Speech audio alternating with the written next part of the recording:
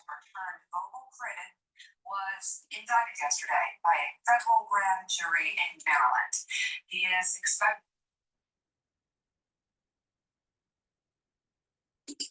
an initial court appearance today. Two senior federal law enforcement sources, both and John Bolton, President Trump's former national security advisor turned vocal critic, was indicted yesterday by a federal grand jury in Maryland. He is expected to surrender to authorities and make an initial court appearance today, according to two senior federal law enforcement sources. Bolton is now the third high-profile political adversary of the president to face criminal charges in less than 1 month, joining former FBI Director James Comey and New York Attorney General Letitia James. He faces 18 counts related to the transmission and retention of national defense information. Prosecutors say Bolton stored diary-like entries about his time in government that included classified information, and then shared more than 1,000 pages of that information with two family members who did not have security clearances. Bolton is denying any wrongdoing, comparing the Trump administration to Joseph Stalin's secret police, who said, "You show me the man and I'll show you the crime." Bolton went on to build a website you love with Wix, where your words create your brand, your opportunity, your breakthrough. Bolton went on to say, in part, quote, "These charges are not just about Trump's focus on me or my diaries, but his intensive effort to intimidate his opponents. Dissent and disagreement are foundational to America's constitutional system and vitally important to our freedom." Attorney General Pam Bondi, meanwhile, welcomed the charges, writing in part, quote, "No one is above the law." Jonathan Lemire, let's stop right there. Let's talk about these charges and what they're exactly looking at here with this former national security advisor. Yeah, we had a similar victory lap-like statement from FBI Director Cottrell yesterday as well. It is well known. John Bolton, who did briefly work for the president and national security advisor in Trump's first term, has turned a sharp critic of Trump, including in recent months how he's handled the situation in Ukraine. In fact, he's drawn Trump's wrath on Truth Social a number of times, most recently around the Putin summit in Anchorage 2 months back that yielded very little. And now we have a moment here where a retribution campaign is continuing. We know it's James Comey, it's Letitia James, Trump. We'll continue with this video. Thank you for joining. We are live on YouTube today. Thank you for watching. I'll also be posting these on my other channels, so please make sure you subscribe to all the channels I have. I have 5 channels on YouTube. I have Brighteon, Bitchute, and Rumble. You can follow me on Substack, on TikTok, on Patreon, X, and GETTR. There's many ways to follow my work. Please share the links, ask your social media to follow me, and better yet, get the great products that I have on my store. I have ebooks, supplements, and course material in immunology and pulmonology. If you pay attention to how to stack these great products that I have, you'll be able to slow down the aging process, have more vitality, have more longevity, and weather the storm in the fall and the winter. So please go to my store, the-studio-reykjavik.com, and get the great products such as the structural nano silver toothpaste. This has no fluoride. This will whiten your teeth, freshen your breath, help with the health of the gum line, reduce inflammation at the gum line, and neutralize. This is super important to take during the fall and the winter. You should be taking this every day throughout the whole year, but especially for the fall and the winter, you need this. So please go to my store, get a few tubes of this toothpaste, and be prepared for the fall and the winter. Another great way to be prepared for the fall and the winter is to get the structural nano silver soaps that I have. Lavender. I also have it in peppermint. Very high quality structural nano silver soaps. I also have it in charcoal tea tree and in lemongrass. Get a few bars for your household, very high quality, and help support the work that I do. Use discount 5, you get $5 off any order. It's all caps, discount 5, the number 5. Get $5 off any order. Please go to my store, the-studio-reykjavik.com, and be prepared for the fall and the winter. The link is in the description of this video and all my videos. Just this week, Mika, as we've been talking about, from the Oval Office with the Attorney General standing and the FBI Director standing alongside him, naming other individuals he would want to see indicted. This one, though, does seem a little different. And for more on that, let's bring in MSNBC Justice and Intelligence correspondent Ken Delaney. So, Ken, people I've talked to say, look, this is still a broad pattern of retribution. There's still great concern how the president is shattering norms and directing his DOJ, either specifically or just by, naming villains, if you will, naming foes, and others kind of get the hint to who they go after. But the John Bolton case was described to me is a little different than Comey and James. There's a little more of a there. Walk us through what you know about this particular matter. Good morning, Jonathan. Good morning, guys. You're absolutely right. I think it's a lot different, actually. This is what my sources are telling me than those other cases, which appear to be largely without merit. This one, though, arose in the Biden administration, and this is a very serious and detailed indictment. It says that John Bolton derived secrets from his time as national security advisor, assembled them because he was writing a book, sent them over unclassified email and messaging apps to his wife and daughter. We've identified the two people as his wife and daughter. And then that information was hacked by the government of Iran. At least one of those email accounts was hacked. And so the government of Iran obtained some of these state secrets, according to this indictment. And the indictment says that Bolton used language that made clear he knew he was talking about sensitive information. Things like the intel briefer said, or when in the situation room I learned. So these charges, as you said, carry 10 years each. So he could spend the rest of his life in prison, in theory, if convicted on these charges. But let me tell you what the defense could be here. I should add that, and this case is being prosecuted by career prosecutors, respected people, unlike the Comey and the James case, which was avoided by every career prosecutor in the department and pursued only by Donald Trump's political appointee. This one has gone through normal channels, as we understand it. But let me explain some potential mitigating circumstances here. Lots of people who have jobs where they see classified information write books. And they send the manuscript through a publication review, for example, if you're a CIA officer. And oftentimes those reviewers will say, sorry, you can't say that. It was classified. We're keeping that out of the book. Well, that information was classified. It went over an unclassified email system. Those people don't get prosecuted for doing that. So what's at issue here are not documents marked classified, which was the case in the Donald Trump indictment. This was information that John Bolton gathered and wrote down in diaries and sent that the FBI and the CIA and other people have determined contain national defense information. And when you look at the descriptions in the indictment, it's pretty clear that some of it probably did. But the question here is, where is the line for people who are writing books?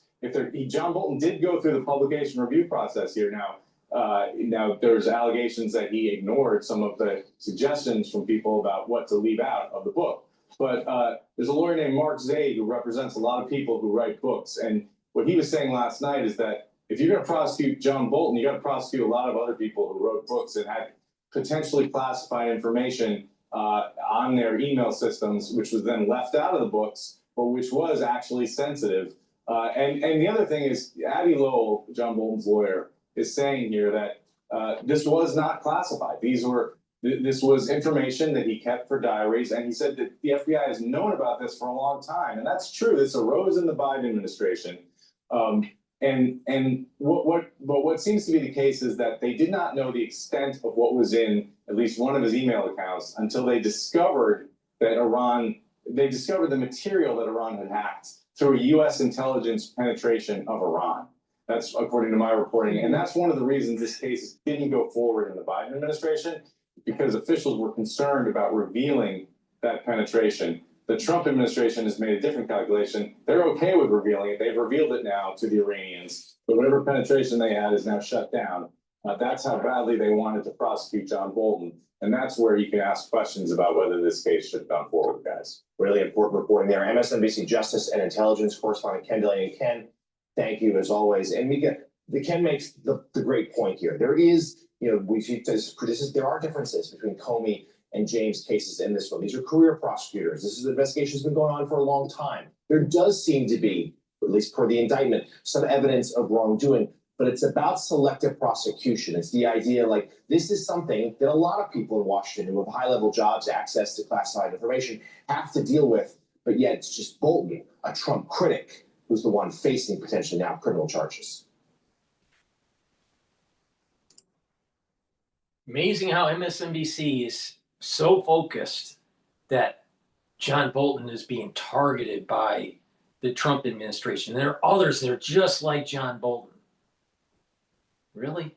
What about John Bolton when they were raiding Mar-a-Lago, and John Bolton went on almost every single news network in the world, not just the country, the world, to demonize Trump.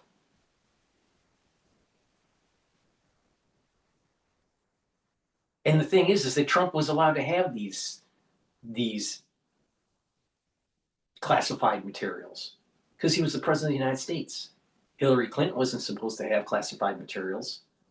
John Bolton wasn't supposed to have classified materials. Not even Vice President Biden should have had classified materials.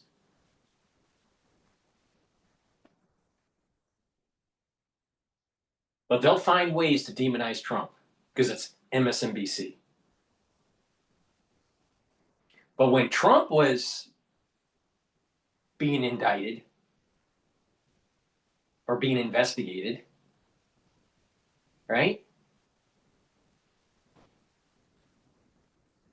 They try to deep six his career as a politician. It's amazing. Please go to my store, the-studio-reykjavik.com. Be prepared for the fall and the winter. Get the Max 35. It's 35 parts per million. Or the Cleanse, which is 30 parts per million. Use it the same way. Take a teaspoon a day, every day. Swish it in your mouth. Gargle about 20, 30 seconds, and then swallow it. What this will do is maintain your mucosal barrier, help with the oral hygiene of the oral cavity and your oral pharynx. It'll help with the mucosal barrier and help with the health of your epithelial cells. This is really important, especially in the fall and the winter this year. So make sure that you gargle and you swish your mouth 20 seconds with either the Max 35 or the Cleanse. And by doing that every day, you're boosting up your immune system.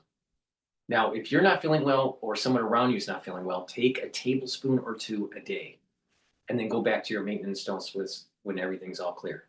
But it's really important to do this on a regular basis, especially in the fall and the winter.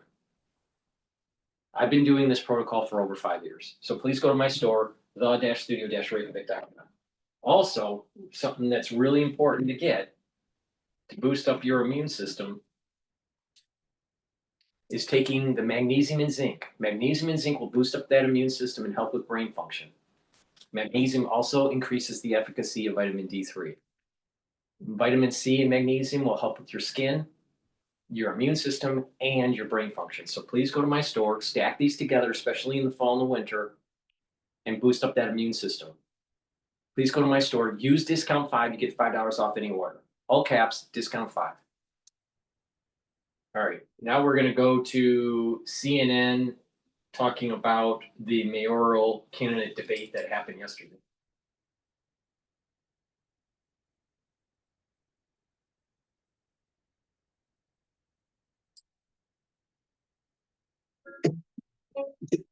I tell the president is if he ever wants to come for New Yorkers in the way that he has been, he's going to have to get through me as the next mayor of the city. If you try to get tough with Trump, the only people who are going to suffer from that are the people of New York. Okay, when I'm fighting for New York, I am not going to stop. We're standing by to see you pretty. If the assemblyman is elected mayor, Donald Trump will take over New York City and it will be Mayor Trump. We who have runs to, New York we City. have to move on.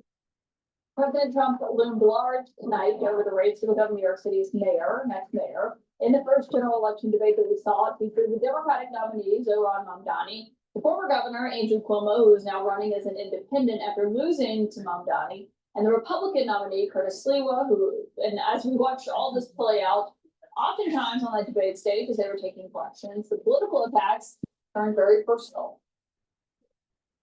Has never had a job. On his resume, it says he interned for his mother. This is not a job for a first timer. Any day, you could have a hurricane, you're, God forbid, a 9/11, a health pandemic. If you don't know what you're doing, people will die. Mr. Mamdani, Yeah. want to respond? And if we have a health pandemic, then why would New Yorkers turn back to the governor who sent seniors to their death in nursing homes? That's the kind of experience that's on offer here today. What I don't have an experience, I make up for in integrity. And what you don't have an integrity, you can never make up for experience. Joining me now, CNN's Gloria Pashmino, who has been following this debate from Rockefeller Center. Gloria, that was quite the debate, a lot of moments that clearly stood out. As someone who's been covering this race as closely as you have, I wonder what your biggest takeaways were. Look, Caitlin, the big question going into this debate was whether or not Andrew Cuomo was going to be able to sort of make out any clearer lane that he's been able to do so far, and whether or not he was going to be able to capture more support by performing in any different way. And we saw Cuomo sort of start out by trying to be a bit joyful, by trying to be more energetic. But eventually he retreated to much of what we've seen over the past several months, attacking Mamdani over his lack of experience, some of his proposals, and trying to point to his own executive experience as former governor of the state of New York. But as you mentioned, President Donald Trump looming large over this debate. There were several questions that were brought up throughout the 2-hour debate about how these candidates would deal with a Trump administration. And we've seen Zohran Mamdani, the Democratic nominee, constantly try to tie Andrew Cuomo to President Trump. And we know from our own reporting that Trump has been very interested in this race. He has said that he believes Cuomo is the better candidate. There were a few times during this debate that it turned slightly personal, particularly over Mamdani's identity as a Muslim. In fact, he would make history as New York City's first elected Muslim mayor. And he pointed out that Andrew Cuomo had not started to campaign in that community until now. Take a listen. His Can you divisiveness address the question is that we're going to chronic. you? I think you've made the point, but can you please answer about your own relationship with the Muslim community? You did not visit mosques for many years. More recently, you have been. Yeah, I don't think in any way the assemblyman is representative of the Muslim community, which is a vital community in New York City. And I am very fond of, and I've been working with. It took me to get you to even see those Muslims as part of this city. And that, frankly, is something that is shameful and is why so many New Yorkers have lost faith in this politics. Yeah, except, You know, that's as totally a- false. I as worked a- with the Muslim community for many Name years. a single mosque you went to when you were the governor. Can you name a before single mosque you went to in before 10 years? You were ever here. They were Before in I was this- here. Before you were even in state government. When you travel, travel well. This isn't the garage anymore. This is what comes next. You did what most can't. Turned one idea into thousands of shipments. One spark into a brand that Killen, I do also need to mention the role of the Republican candidate in this race, Curtis Sliwa, who has never had government experience, has never held political office, but who has gotten a lot of support from New Yorkers and had a pretty impressive performance during tonight's debate. He was placed in the middle of the two candidates, and he constantly attacked Andrew Cuomo. That is significant because Andrew Cuomo has openly appealed to Republicans here in New York, trying to get Republicans to vote for him and not Curtis Sliwa, saying that Curtis Sliwa is not really a serious candidate. But Sliwa appeared tonight to have come prepared for that and spent a lot of tonight's debate attacking him. Caitlin? Yeah, it was quite a moment up there on the stage. Gloria Pedrino, thank you for updating us. This race is Mamdani's to lose, it seems, at this point. What do you think happens after this debate? How do you think it helps or hurts his campaign? Well, I'll start by saying that in this debate, considering that he's ahead by double digits and has been in virtually every public poll, the bar for him was don't F up, and he certainly didn't do that. There were attacks that didn't land, and he defended himself pretty well, and he didn't make a big gaffe. What comes afterward is him trying to sell New Yorkers on his policy. The campaign is by and large done. It's what he's good at. He's charismatic, speak well, but it's time to help business leaders, to help skeptics understand what his vision is and how he seeks to accomplish that. Tomorrow already, he's poised to hold a reverse town hall where he's asking questions of New Yorkers so they can understand their needs and wants. That's interesting. I mean, and to your point, I mean, this latest Fox News poll has Mamdani over 50% at 52%. Cuomo is pretty far behind at 28%. So he's starting to, if the question was, can he bring undecided people in? It sounds like he's starting to do that. And to Emily's point, I mean, now this is going to be, what kind of mayor is he going to be? Let's wait till election day, right? I mean, I think the problem is we act sometimes, you know, whoever wins the Democratic primary is appointed mayor. There's not, you know, you winning a Democratic primary is important, but less than 10% of voters of all New York City voted for him. Look, I think Mamdani is an incredibly talented campaigner. Clearly, he's quick, and he won tonight's debate on style points. I actually think Andrew Cuomo won on substance, though, because there are issues about his policies and his experience that are absolutely relevant to take into account. Never having a job, never having run an executive office when you're taking a, you know, a $119 billion budget and a 300,000 person office. I think New Yorkers know that at this point. No, I don't know that they do. I feel like that's the whole story behind Mamdani. There's something we feel good about. I just, you know, this is, you know. The problem is that many people that are going to be voting for Mamdani are millennials that can't find jobs or are underemployed or having a difficult time living in New York. Now, should they be in New York? No, they shouldn't be in New York. They want to live the lifestyle of a New Yorker, but they shouldn't be in New York. But the thing is that these younger individuals could swing the election here to a socialist, a communist, a Marxist. We're not talking about just a little bit of socialism. This guy is on steroids with socialism. Brought to you by millennials.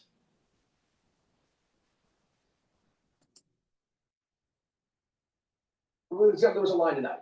Cuomo's been pushing this about, you know, Mamdani not publicizing it, but it believes in decriminalizing prostitution. And he was pushing him on that. And Mamdani said, well, look, I don't think, you know, I think that it's an issue of economic opportunity.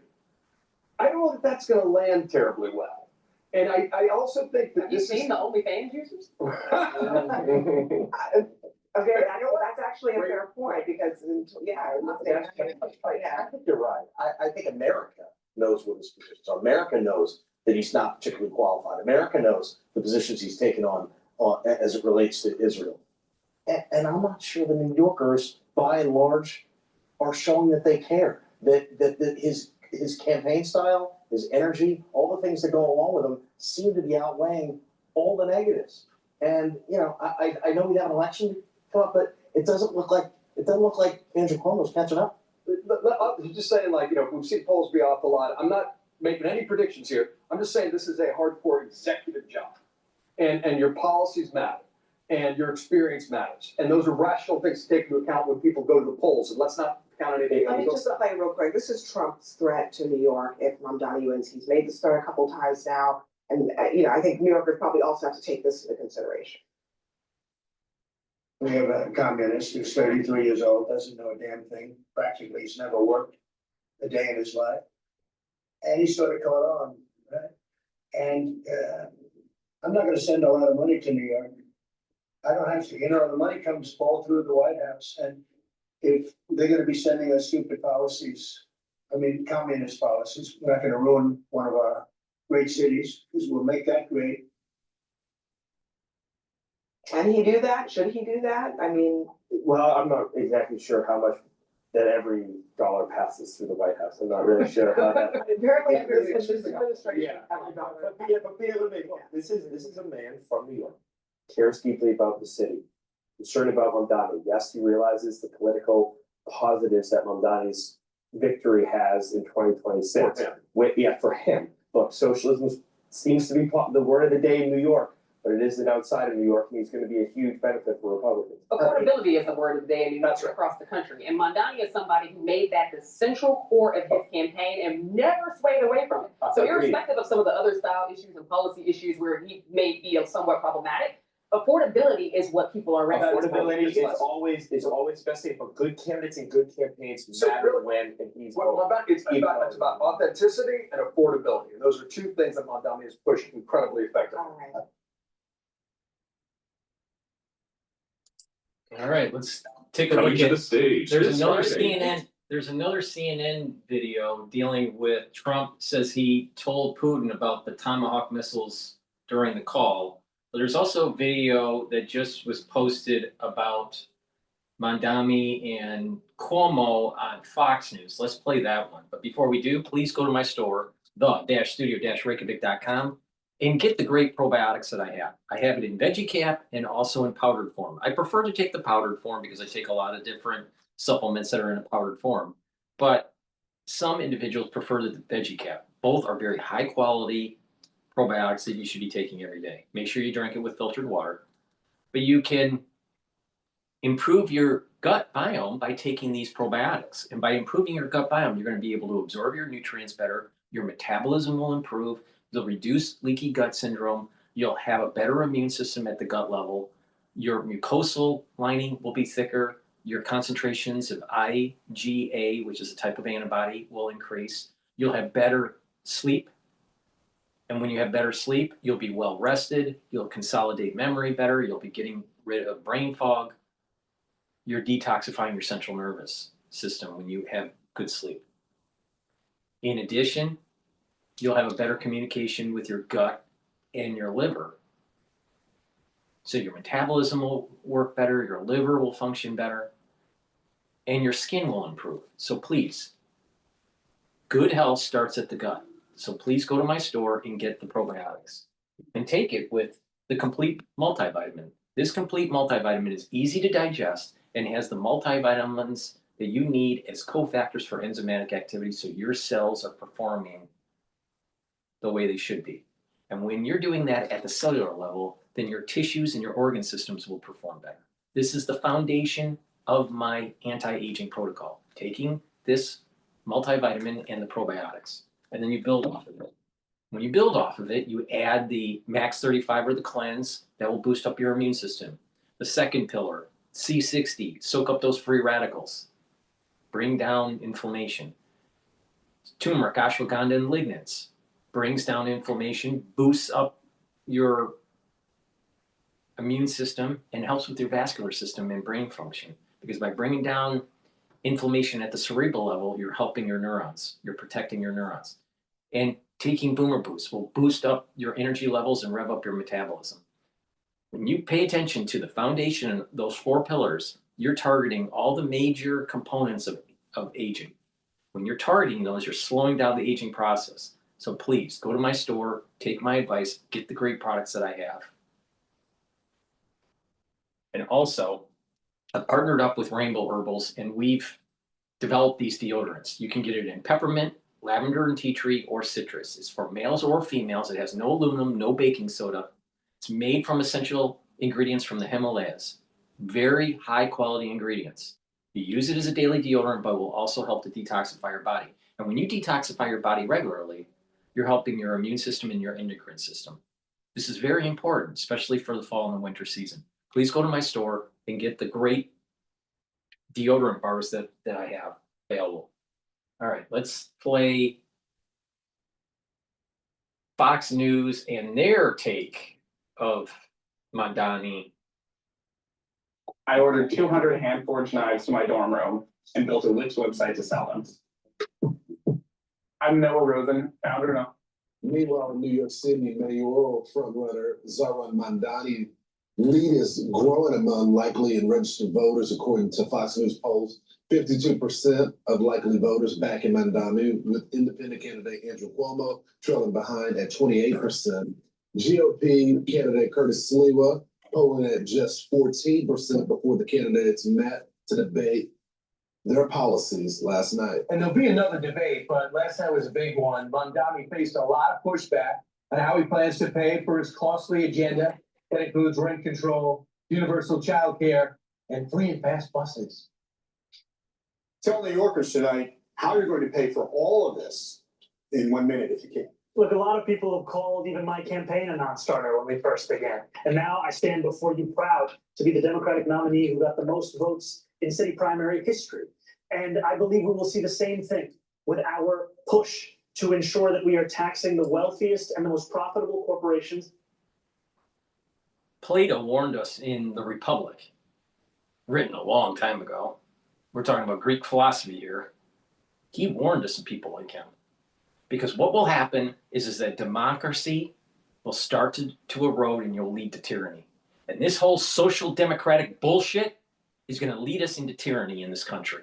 And he's the start of it. Marxism is a cancer. And when there's a cancer, you got to dig it out.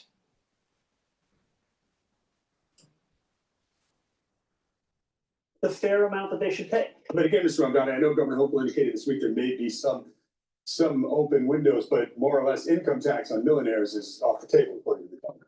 Look, I've said very clearly, making buses fast and free costs about $700 million a year. Making universal child care a reality costs about $5 or $6 billion a year. If you raise the state's top corporate tax rate to match that of New Jersey, you'd be raising $5 billion in and of itself. Well, Zoran, boy, your fantasies are never going to come about in terms of funding everything you want that's going to be free. It's a fantasy. Let's deal with the reality. The Assemblyman's whole plan is based on a myth. He said he's going to raise the taxes the same as New Jersey, corporate tax. No, it would be double the tax. You would see New Yorkers on 995 fleeing to Florida. Governor Cuomo is 100% right, but I digress. And just over the bridge in New Jersey, Republican Jack Cottrell is closing the gap on Democrat Mikey Sherrill. According to a Fox News poll, get this, Cottrell is now trailing by only 5 points among likely voters after trailing by 8 points last month. Cheryl, on the other hand, losing points on honesty and trust among registered voters, dropping 4 points since September. Cottrell losing just 1 point in that category. All right, so we have a lot to go over now. Let's begin, of course, let's go in New York City. So in New York City, Mamdani needed a knockout. Cuomo needed a knockout. Sure enough. And I did. And basically, they say he didn't answer any questions, Mamdani. And look, he was smooth, but he didn't really come to define any policies. And I thought Governor Cuomo spent a lot of time explaining, what's about the accusations? What about the COVID deaths? What about the advance you got on your book? So when you're explaining your own background, it doesn't really work. The best, most clearest guy is Curtis Sliwa. He's just trailing by way too much. Well, it was really the top two individuals in this race are Mamdani and Cuomo. So the gloves really came off between those two. And Mamdani said he would not denounce globalize the Intifada and said he was horrified by the genocide of the Palestinians. And remember on Martha's show, he said, I really don't have an opinion on whether or not Hamas should put down their weapons. When he was asked about that, he said, of course, I believe they should lay down their arms. Yeah, how do you do that 2 days later? I mean, that's how you know you can't trust anything. He was given an opportunity in a show to just condemn Hamas and go after. Well, and then remember, 2 days later, he all of a sudden gets an answer for it. and he said that Israel shouldn't be a Jewish state. Right. He said that in the past. But do you understand? That's how we feel. But do you know the next generation of Americans, even Republicans, are not pro-Israel? So he's worried about, doing the thing that would help him with mainstream. But he didn't get a bulk of mainstream. He got new voters. So how do you not alienate them? Plus, he probably agrees with them. Right. And go ahead and try to win the general population. Well, in a Fox News poll, voters were asked, what's the #1 problem facing New York City? And the most said crime, 25%, 20% said the cost of living, 16% lack of affordable housing, and 8% homelessness and mental health. I would just add to this, when you say crime is the #1 thing, how does Mamdani want to handle crime? He has not agreed to renew Jessica Tisch, who's done an unbelievable job here. He says he's not ready to make a decision. That would be the biggest layoff. Idiotic. And he's got this civilian, this must drive me Yeah. crazy. The Civilian Complaint Review Board. No, he can't explain what it's gonna do, but his board will decide how cops will be punished or not punished, fined or fired. And you never take that away from the commission. How's that gonna work out? This is the shocking part, when it comes to the people and the candidates that they trust for the best job on cost of living.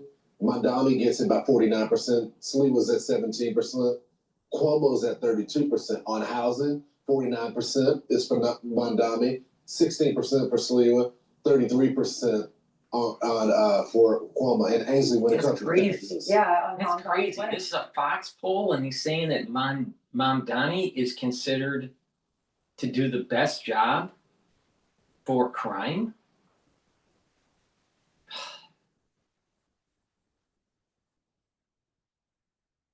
The problem, most likely, Mamdani will win New York mayoral race. There will be when it comes to socialism and freebies, there seems to be a positive thing that happens in the society at the very beginning. And then it starts to go down because the costs start to go up and it starts to become inefficient and people start leaving the city. All right. So, because if socialism, Marxism was great, why would people be fleeing socialistic countries and want to come to America? Right. I mean, if socialism was so great, why are these people leaving these socialistic countries? So the bottom line is that when socialism comes into an environment, that first year or so, maybe even 2 years, there's an uptick in affordability. But then all of a sudden it starts to go down. The affordability function starts to go negative. When Mamdani gets into office and institutes some of these policies, at the very beginning, it'll look like for individuals that are middle class or poor to be having their affordability a little bit better. And that will go into 2026 midterm election. So there will be a lot of infighting that will be going on.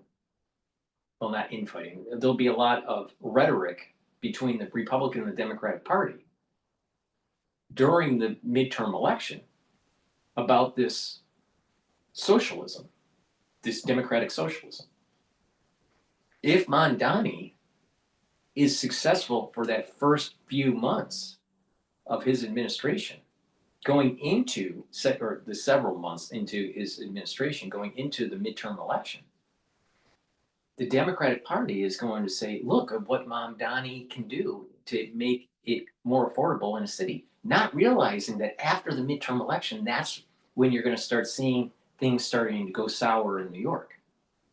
So will it help the Republican Party in the midterm elections?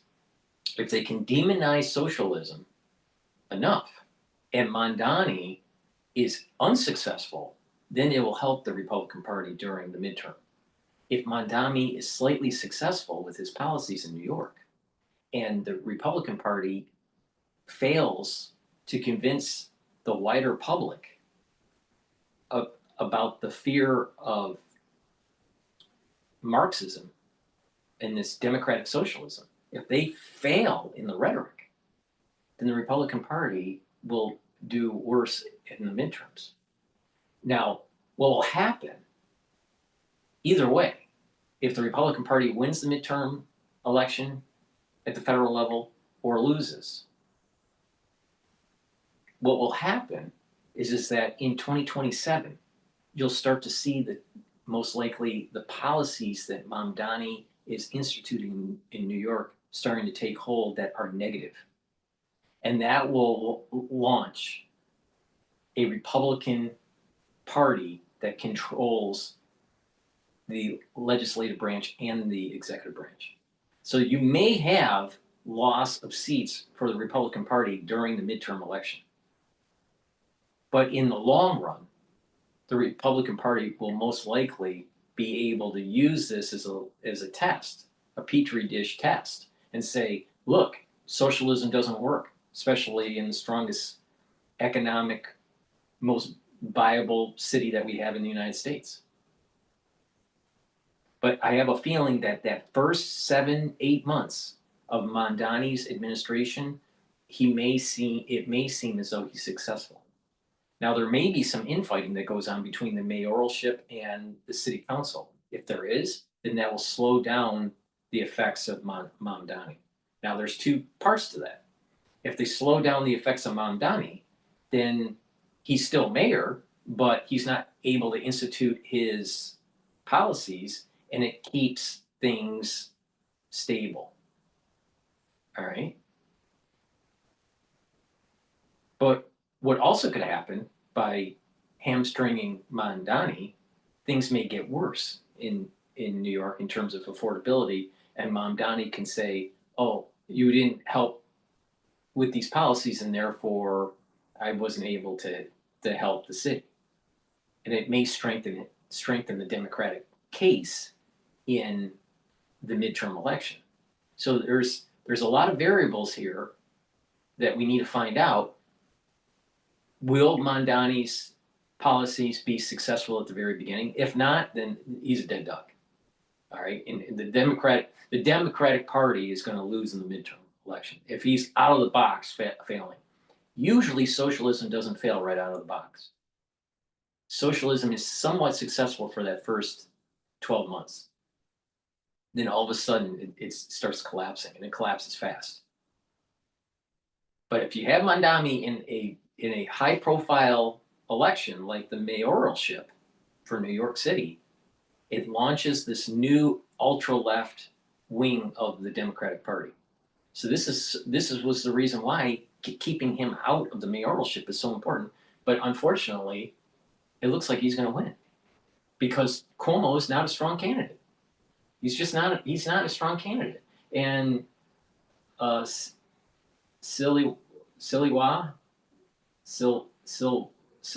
whatever, however you pronounce his name. Silwa.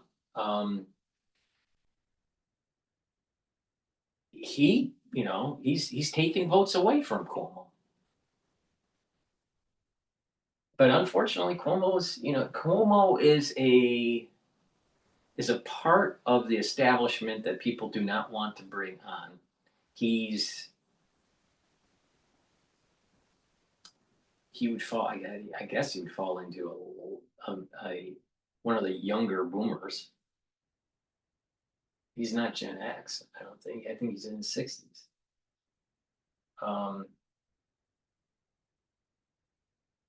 So you have a young generation that's wanting Mamdani because he's promising affordability. So I'm very concerned. I'm very concerned that his policies may actually work for the first 12 months, and that gives the Democratic Party cover to go into the midterm elections and be potentially successful. But democratic socialism in the end will fail. And this will be very evident after the midterm election.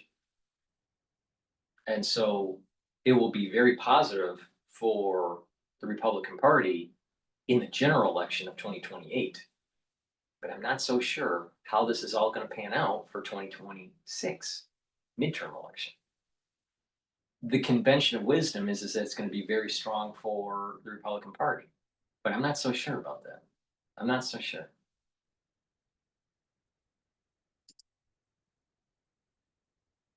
For that, he gets 47% on taxes. And then crime, he gets the most with 40%. They trust him the most. He'll do the better job, they say. How crazy is that? That a guy that wants to let criminals out, close Rikers Island, have social workers to domestic disputes, and he gets the best marks on crime. I'm not a New Yorker, so maybe You I don't- live in New I- York. Pay I don't taxes here. understand the connection. Maybe there's just a different. I get the housing thing because he's talking about affordability and all of this, but the crime thing, saying that you're gonna defund the police, I don't understand how that's good But for. here's First of all, he's only gonna help with people that are on some sort of city subsidized control rent.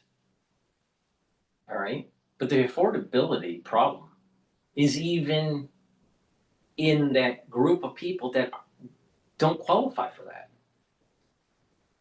He's not gonna solve that problem. He's only gonna solve it for the poor, not the middle class. All right, so so this is gonna be a problem here. It's about, you gotta bring on more units. In the convertibility between a commercial property to a residential property has problems with fire code issues, because the rooms have to be by a window. Well, when these commercial buildings weren't designed to be converted to meet fire code standards. So either the fire code standards have to change, which I doubt they will, or it needs to be extensive renovation to make these units affordable. Because the way to convert a commercial property into a residential that's affordable would be making, well, not affordable, but commercial, I'll call it commercially viable to the ones that are doing the renovation, is to have large footprint. Well, if it's a large footprint, it's going to be a higher cost dwelling. You can't divide those units up small enough because of the fire code issue. So you either bring down the building, or you have to hollow the building out in the center to be able to have some sort of means to have access through a window. Well, no developer in their right mind is going to do that unless they get some serious tax breaks. So there's a problem. There's a big problem with this. New York would not have this problem if they could bring down the building and then bring up a new building that's residential. But that's not how it's going to go. There's going to be lots of commercial buildings that are being underutilized that should be converted to residential but can't because of the regulations. And we're talking about safety and fire code regulations. Big problem. Your bills you're gonna make less money. 100%. Your taxes will go up. 100%. So when it comes to your housing, you're gonna have to skimp in other areas. Yeah. So here is a look at how the candidates tackled crime. We have the architect. Building more affordable housing is critical for our city. On November 4th, New Yorkers can vote for an affordable housing tax credit and other city charter reform. So flip your ballot over and vote on questions 2 through 6. Make your voice heard on the future of our city.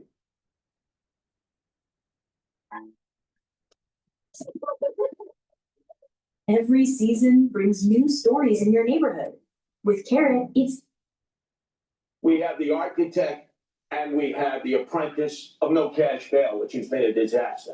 We have the architect and the apprentice here of Raise the Age. My own son was almost killed because of that in a gang attack. We have the architect and we have the apprentice of Close Rikers Island, which would just release criminals in the street. Thank God I'm not a professional politician, because they have helped create this crime crisis in the city that we face. I would add 5,000 police, put 1,500 in the subways, raise the starting salary because you can't hire them. Part of that is going to be saying to the NYPD, I respect you. I don't think you're wicked, as the assemblyman said. I don't think you're corrupt. I don't think you're racist. I value you. I will have your back. I'll be a mayor to work with you. If you want an actual approach to lower crime, look at our Department of Community Safety. That is something that has been hailed by experts as addressing so many of the pieces of why New Yorkers are not feeling safe today. We will ensure that no longer are police officers asked to do the job of both policing and responding to the mental health crisis. This is evidence-based. It's been successful elsewhere in the country. It's time we deliver it right here in New York City. He's delusional. You're gonna have mental health experts, counselors, social workers show up to the most dangerous call a cop get, which is a domestic violence call. So you're gonna have people that didn't sign up for that profession have violent attacks against them. That is the most. What you're gonna put bulletproof vests on them as they're going out there to talk with these candidates? It's crazy. I just to add to this, one of the other categories is how you gonna deal with President Trump. And Oh, Governor yeah. Cuomo says, look, I've had fights with Trump before, but I have to work with him. Stewart says, I don't have a great relationship with President Trump, but I'm gonna work with him.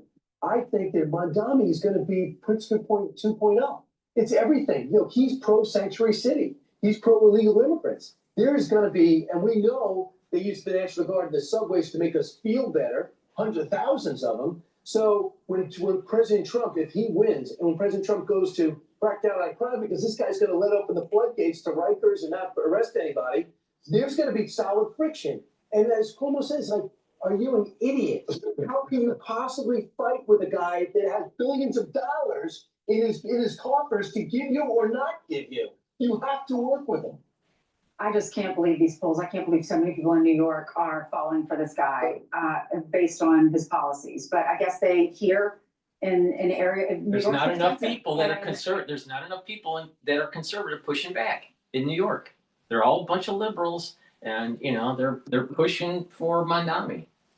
And people need to stand up and say, you know what? It's about individualism, not collectivism. It's about capitalism, not communism. And a vote for fucking Mamdani is voting for a Marxist. He's voting. You're voting for something that's collectivism, and collectivism always leads to a degraded society.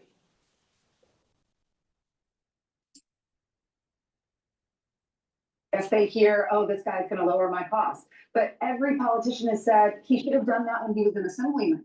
He had the ability to do all of these things, but we had Eric Adams on our couch, and he said, "Trust me, I'm the mayor." He doesn't have the ability to change all of these policies. By the way, so if you he wants to get those horrible rich people. So if you make $1 million, do you know how many hours you're probably working? Does he ever think about hard work and how that relates? Number two, do you want to take now, if you do it, over 50%? So if you figure in city tax, state tax, federal tax. So if you make $1 million, now you have to give away $540,000. Yep. So you're working 60 hours a week, doing the best you can to get to that threshold. And now he's trying to say, how dare you? I'm going to give that to other people. All right?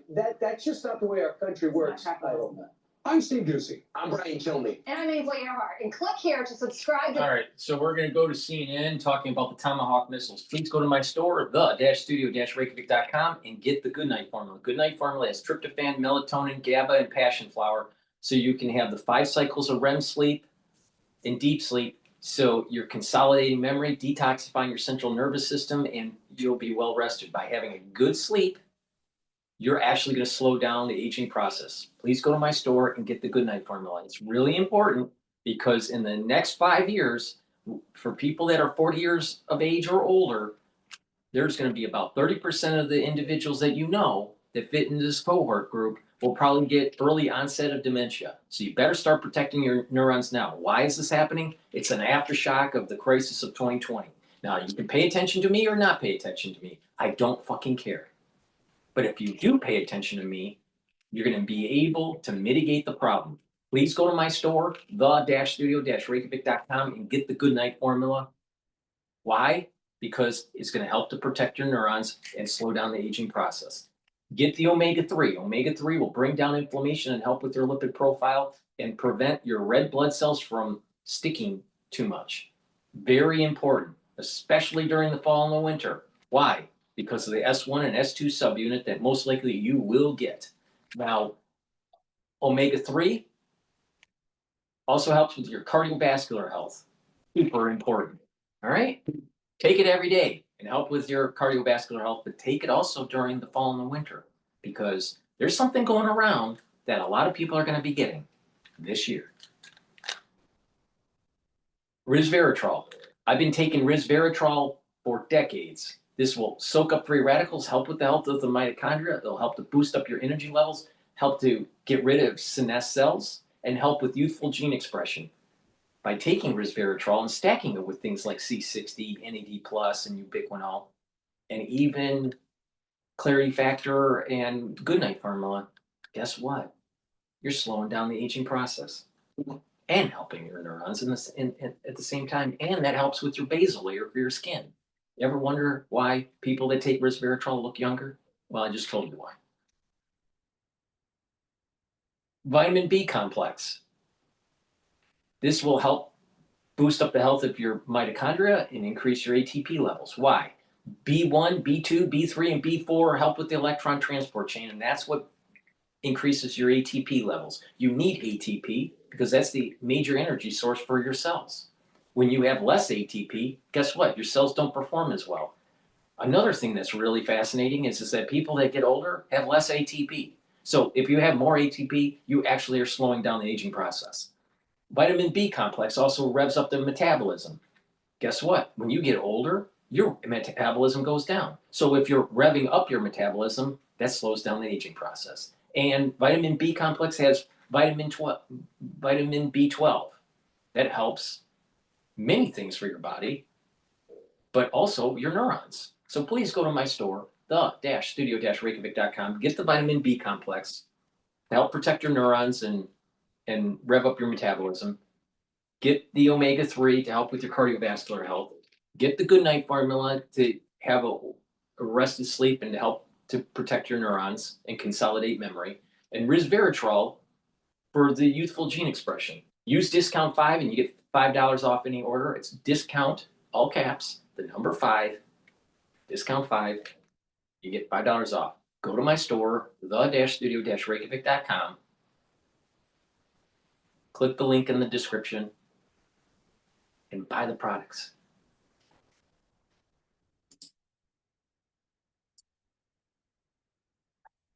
Vladimir Zelensky at the White House, there to push President Trump for American-made Tomahawks. These are longer-range missiles that would give Ukraine the ability to hit deep inside of Russia. You can see the range there. It would give them the capability to go way past Moscow into other areas. There have been some signs the president was supportive of that request, but all of a sudden, this has been thrown into doubt after a 2.5-hour phone call with Vladimir Putin that came at the request of the Kremlin. Now the president says he will meet with Putin within weeks. He did say the Tomahawks came up in the phone call. I did actually say, would you mind if I gave a couple of thousand Tomahawks to your opposition? I did say that to him. I said it just that way. He didn't like the idea. He really didn't like the idea. No, I said it that way. You have to be a little bit lighthearted sometimes, Adam. So, wouldn't anybody? I mean, it's been in the news. Who wouldn't do that? Let's get right to CNN's Elena Tree. Frontify simplifies brand management by centralizing guidelines, logos, icons, images, videos, and templates. Let's get right to CNN's Elena Tree at the White House with the expectations for today's meeting and this probable meeting with Vladimir Putin. Yeah, I think the Russians knew exactly what they were doing when they tried to intervene, John, less than 24 hours before New York City Republicans Volodymyr Zelensky today at the White House. They knew exactly what was likely to be discussed in this meeting between, of course, the President Donald Trump, and Zelensky. And really the goal, I think, of that call was to try and make sure Tomahawks are off the table. Now, it doesn't appear that it is off the table, but I can tell you, John, that I know from my conversations with people at the White House that the president had largely seen the possibility and kind of this floating publicly this idea of providing Kyiv with these long-range American missiles as a threat to try and force the Russians back to the table. Obviously, we saw that phone call take place yesterday, and just on that lengthy phone call, things quickly progressed enough to have the president and President Putin vow to meet in just a couple weeks in Budapest to continue the negotiations. I should say that call with the Russian president came after weeks of the President Donald Trump being, of course, very frustrated with Putin. He was not living up to some of the commitments that the president and other Trump administration officials believe that he had made in that summit just weeks ago. in Alaska. But to turn to today's meeting, we do know that, of course, asking for more weapons is going to be on the agenda of the Ukrainians. And really, this meeting comes at a point where we've heard the president and many of his closest advisors here in the White House argue that it might be time to take a more offensive posture toward Russia. Now, did that change because now they're going to be having this summit with Putin?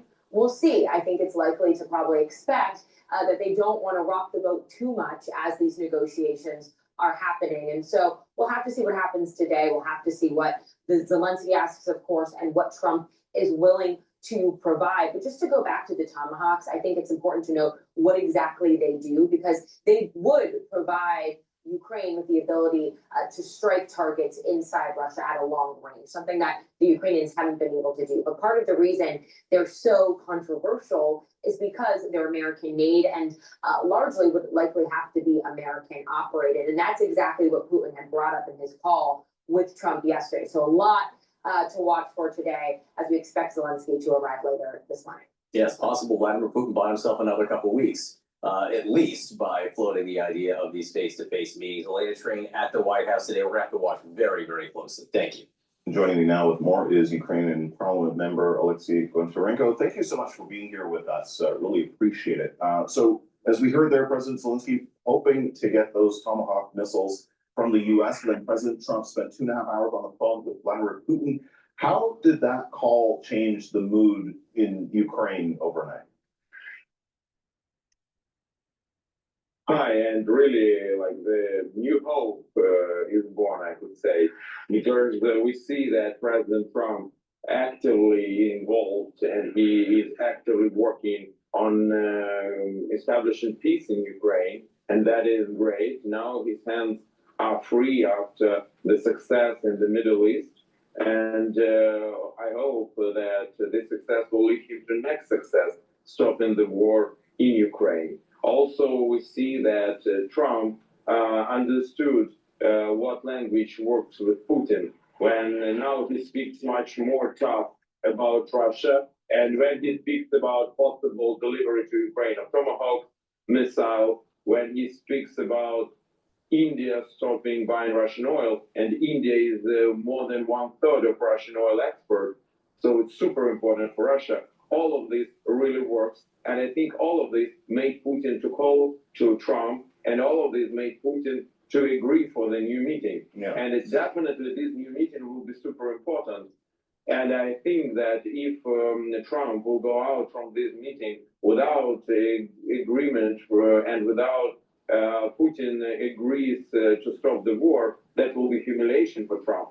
So now we have a really new hope.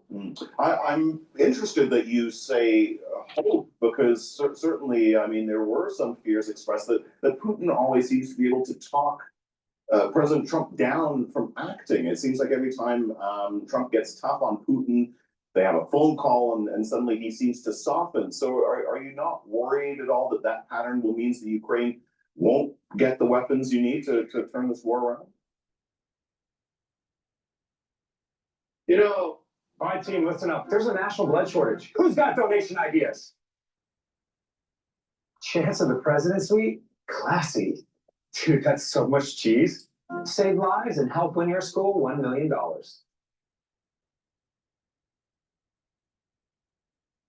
This isn't the garage anymore. This is what comes next. You did what most can't. Turn one idea into thousands of shipments. One spark into...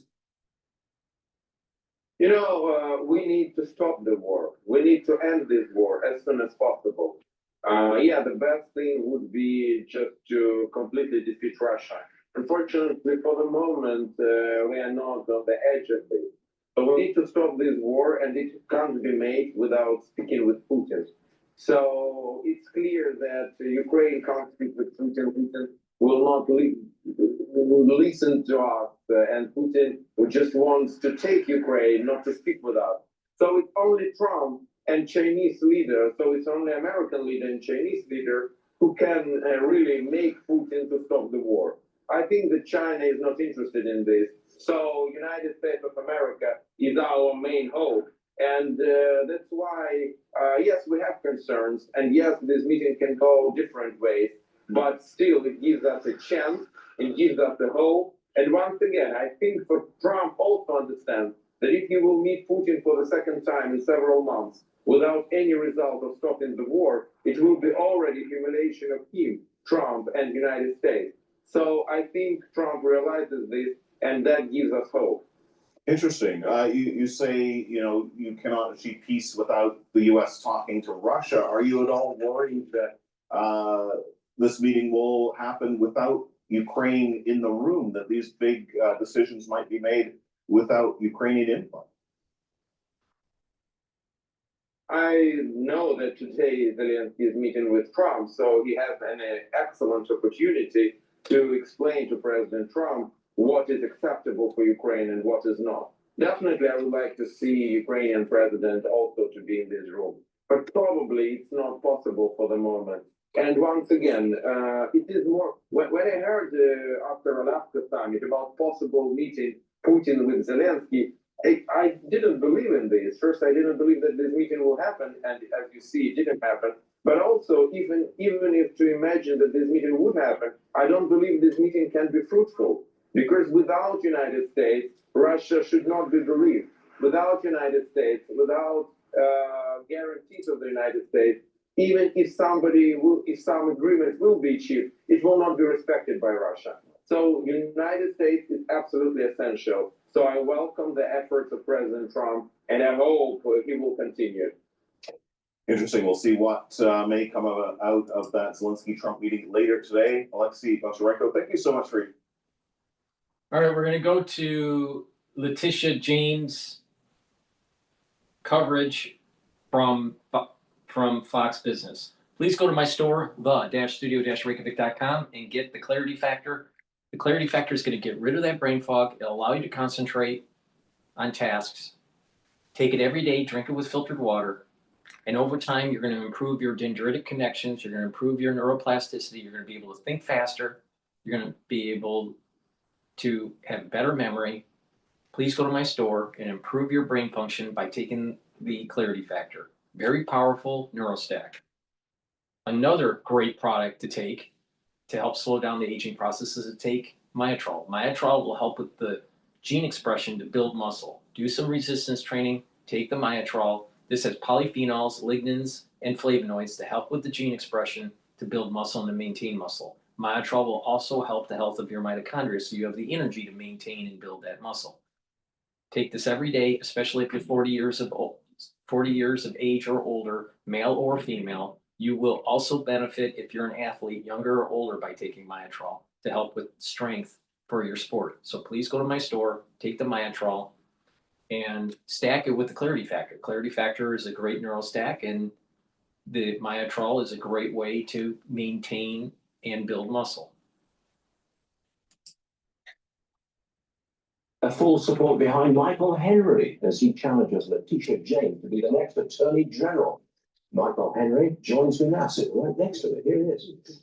Michael, is Letitia James vulnerable because she's being indicted, or is she gaining ground because she's so vigorously anti-Trump? Which is it? No, she's vulnerable. I mean, look, in 2022 when we ran, we received 46% of the vote, and the climate of the state has changed. Upstate, there's been a lot of economic decay. They fired 3,000 correctional officers. Nobody even knew the term trade d'agua in 2022. So you had the migrant crisis on top of all this. And I think what's happened here with Letitia James is she's somebody that's gone around, just in 2022 alone, she went after the President of the United States, she went after Andrew Cuomo, and she went after Nikki Haley in the same election cycle. So she's somebody that's literally running around punching people in the face, and someone's finally gone back after her. And she thought she was going to be able to play this victim card. And what we're seeing is people are saying, you know what, she's been doing this for 30 years in politics, and it's just basically her having to deal with what she's done with everybody else. If you're elected, can you reestablish the decent reputation of New York's judiciary? Because I think it's been slammed by Letitia James. In the state, most of the judges at the Supreme Court level obviously run for office. When it comes to the appellate courts, that goes through the governor's office. But what I can do is make this a professional office, because there's over 700 attorneys now. It used to be 650. And bureau chiefs and deputy bureau chiefs throughout the regional offices in this state. And what I have the discretion to do as the Attorney General is to remove those individuals that are not, to me, this office is simple. You're the people's attorney. You're not the Democrat Party's Democrat National Committee's enforcer. And what you do is you put bureau chiefs and deputy bureau chiefs in to oversee industries that they understand. You work in conjunction with local and federal law enforcement, and you make sure that people check their politics at the door and they follow the rule of law. And in my administration, we're going to have a competency test. And if you can't work in this office, streamline it and make it efficient, you're not going to have a position in this office. Competency test. Correct. Not a political test. No, a competency test. Because Letitia James wakes up every day focused on three things: weaponizing the office against political opponents, attacking the president of the United States, and ignoring the issues that matter most to hardworking families in this state. And my administration is going to be a professional administration where we work in the best interest of the people of the state of New York. President Trump says, look, he's not going to fund New York City if Mamdani wins. He doesn't like his communist policies. If he withdraws finance from New York, they don't get a bailout. That's bad news for New York City. Absolutely. Can you do anything about it? Well, what we would do, obviously, with a Republican governor, Republican AG, is obviously have a line of communication with the White House. And I think that's the key here, because we see right now, and look, forget about the fact that this kid's a communist and an anti-Semite. He's 33 years old, never had a real job. So when there's a blizzard and he has to get the sanitation trucks out, there's civil unrest, there's a structural collapse, the subway's flooded because of a hurricane. Does anybody think a practice smile and a word salad is going to be able to run this city efficiently? We don't even know who his deputy mayors are going to be. And at the end of the day, we are going to have to come in at statewide office and be able to work with federal government to make sure not only we get the funding we need, to make sure that the people of the city are, number one, safe, and number two, the economy doesn't collapse. And that's going to be the role of us next year when these statewide races. I tell you, there's been some polling done, Letitia James versus you, Michael Henry. Where do you stand in the polls? So we're actually polling ahead of where we were at this point, or even at any point in 2022, because her negatives have gone so high. And that was even before this stuff broke about the mortgage crisis and her apparently marrying her father to get a mortgage and signing all these mortgage documents wrong. For quite honestly, we knew this existed, but I think now because we have President Trump who could put out on Truth Social a statement and now the whole world covers it, the resistance to covering her and her bullying people in some parts of the media doesn't work anymore. So people are seeing her for what she is. They don't like what they see. And then they see her going out there with Mamdani screaming unhinged at a rally. And they say, we don't want this. And it's not just Republicans and independents. There's a lot of common sense Democrats, especially in the big cities in this state, that have had enough. And when we focus on crime and economics, that's going to be able to bring them across. Common sense Democrats in New York City. That's an interesting phrase, turn of phrase. Michael Henry, thanks for joining us. Appreciate it. Please go to my store, the-studio-reykjavik.com, and get the digestive enzyme complex. This will help to reduce the load on your pancreas. It will help to digest and break down proteins, carbohydrates, and lipids. This is super important, especially if you're 40 years of age or older. It's important to maintain the health of your pancreas because over time it starts to decline, no matter how healthy you are.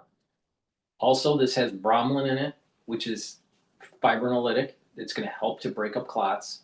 And digestive enzyme complex has the proteolytic enzymes that break up glycoproteins. This is the reason why I said you need to be taking this during the crisis of 2020. You're going to need to be taking this during the fall and the winter season, on top of helping your pancreatic health. So please go to my store, the-studio-reykjavik.com, get the digestive enzyme complex. It's really important to reduce that load on your digestive system. And by doing that, you're increasing your longevity. Please go to my store and get the digestive enzyme complex. Use discount 5 and you get $5 off any order. Click the link, go to my store, the-studio-reykjavik.com.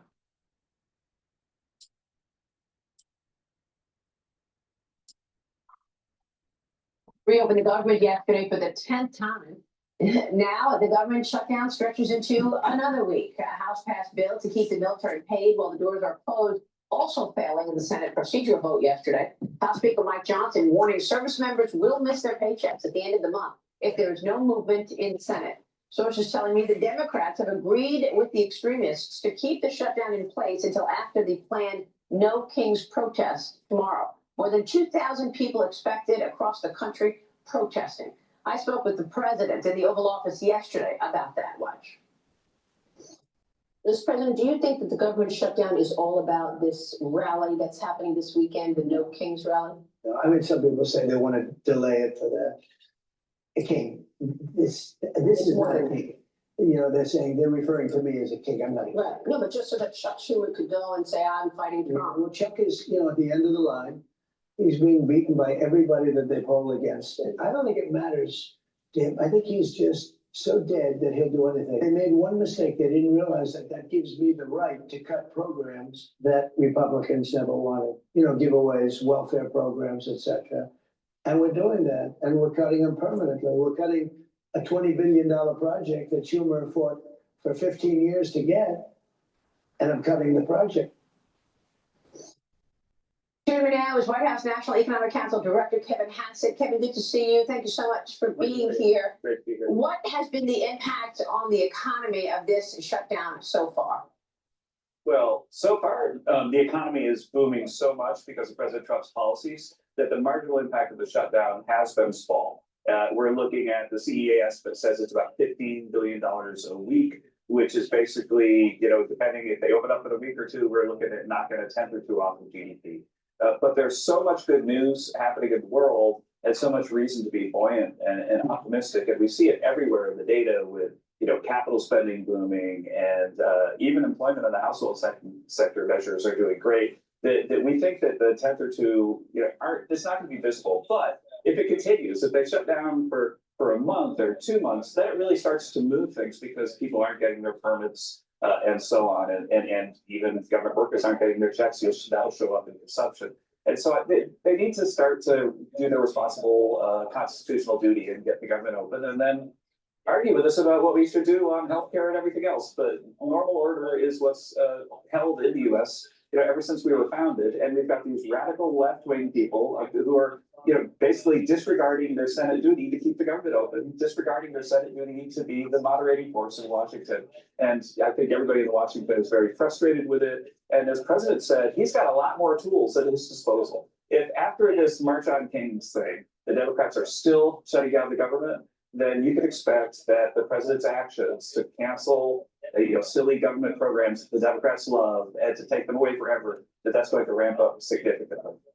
So that will be the tools after this weekend, closing down what? Programs that the Democrats want.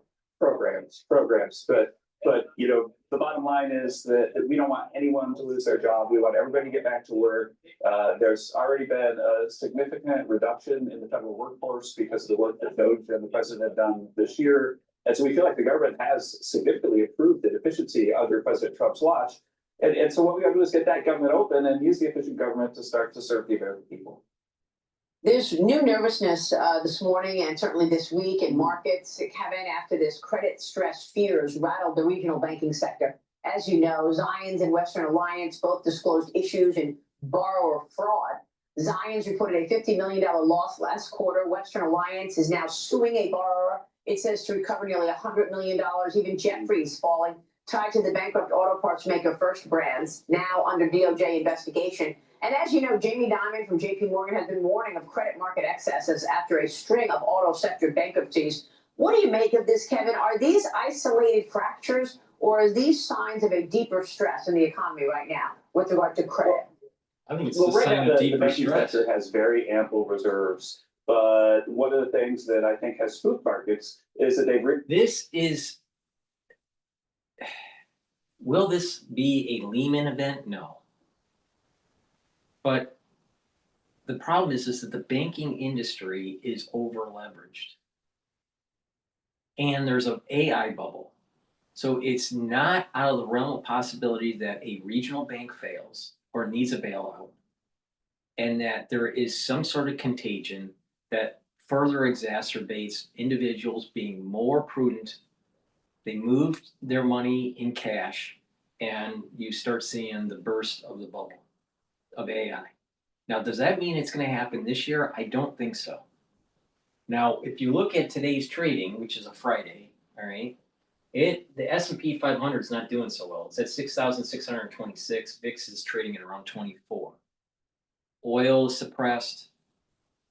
Bitcoin is, last I saw, was trading at 104,000.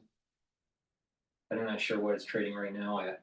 But the thing is there's stress in the market right now. Now, a big part of that stress was last Friday's announcement of the 100% tariff increase on some goods from China. But when you put this mosaic together, stress with regional banks, tariff issue, the potentiality of over investment in AI, the circular financing and the circular usage of the AI infrastructure with the Mag 7, I would say that there's a high probability that it could burst in 2026. Now, I don't think that institutions are going to want a major sell-off at the end of the year because it's going to hurt their year-end data, because they're going to take the year-end data and then try to get new clients for 2026. So if they come in where there's a major sell-off in the S&P 500 by year-end, it's going to hurt them trying to get new clients in 2026. So it's better to pump up the market a little bit more and then have it burst in 2026, preferably in the first or second quarter, and hopefully recover in the Q4 of 2026. So I would say that there's probably more than 50% chance of an AI bubble burst in 2026. And I would say that there is only a 10% chance of a bubble bursting in 2025. Now, the S&P 500 support level is at 6,500. And you have a resistance level at 6,800. But who knows what happens with Trump? I mean, the moment he could say something as simple as the 100% tariff is off the table with China, and the S&P 500 could go up 100 points that day. He could say that there's further problems with China, and it could tank another 100 points. So Trump is very capricious, and because of that, you got to be careful. But I would say that right now it's probably better, or you have a higher probability of dollar costing averaging into the S&P 500 and benefiting from that target that I have of 6,800 to 7,000 in the S&P 500 by year end. It's closer to 6,800 than the 7,000, but it's all predicated on what happens with Trump's mouth. And there's, I feel as though there's manipulation in the crypto market. Something doesn't seem right. You can't go to 126, 125 for Bitcoin and then go down to 104 right now so quickly. What the hell's going on? There's manipulation going on.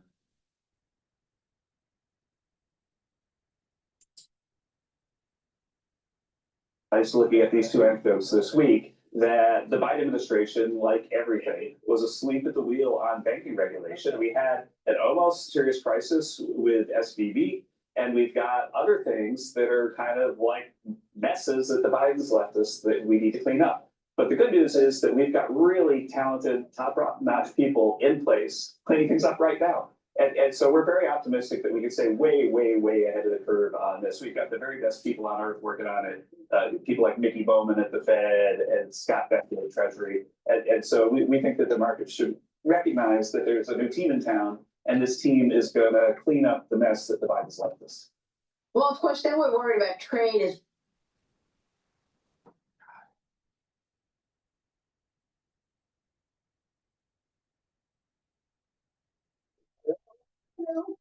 Your child and I'm in prison. Why are you scamming me? Saving for a trip to Vegas. Well, of course, then we're worried about trade as well, particularly with this China tensions flaring up again. Beijing imposing tighter export controls on rare earth minerals and refining of those minerals. The Trump administration setting price floors across a range of industries, and the president threatened 100% tariffs by November 1st. The president also ready to impose a block on Chinese cooking oil imports after Beijing stopped buying American soybeans. The president made news yesterday with me when he talked to me about that 100% tariff that he's threatening. All this as he prepares to meet Xi Jinping at the APEC summit in Seoul later this month.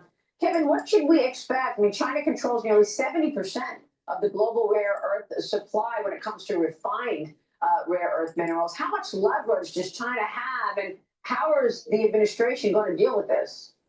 Look, the bottom line is that we're sitting here today, Maria, with the White House behind me, and today's going to be a very historic day. We're moving closer and closer for the president ending yet another war. He's got Vladimir Zelensky coming to town, and he's going to be meeting with President Putin. This guy is a world historic figure. For centuries and centuries, they're going to talk about how many wars he ended and how much peace he built in the world. Now, that we're not at war with China. We've had collegial relations with China. President Xi and President Trump are very close with one another, and we've been disappointed with some Chinese actions. But if you bet against President Trump's ability to land this plane, then you might win. But you will. Anyone who bet against him on anything else since we've been here would have lost. And I have high confidence that President Trump and Secretary Bessent are going to be able to get together with the Chinese and get this back to a place that's good for both countries. Yeah, I mean, look, we know the leverage that China has. They're controlling that rare earth refined minerals right now. But the president has taken a stake in Mountain Pass, is trying to get supply chains back here to, level the playing field. But that takes time, right, Kevin? I mean, you're not going to get all those supply chains here overnight. Right, it does take time to get the stuff going, but we've got the best team in the business, the team that gave you warp speed and got vaccines faster than anyone thought possible, working on it. We've got our old friend Peter Navarro. Like, I don't think I've seen him sleep in a month because he's working so hard on this project.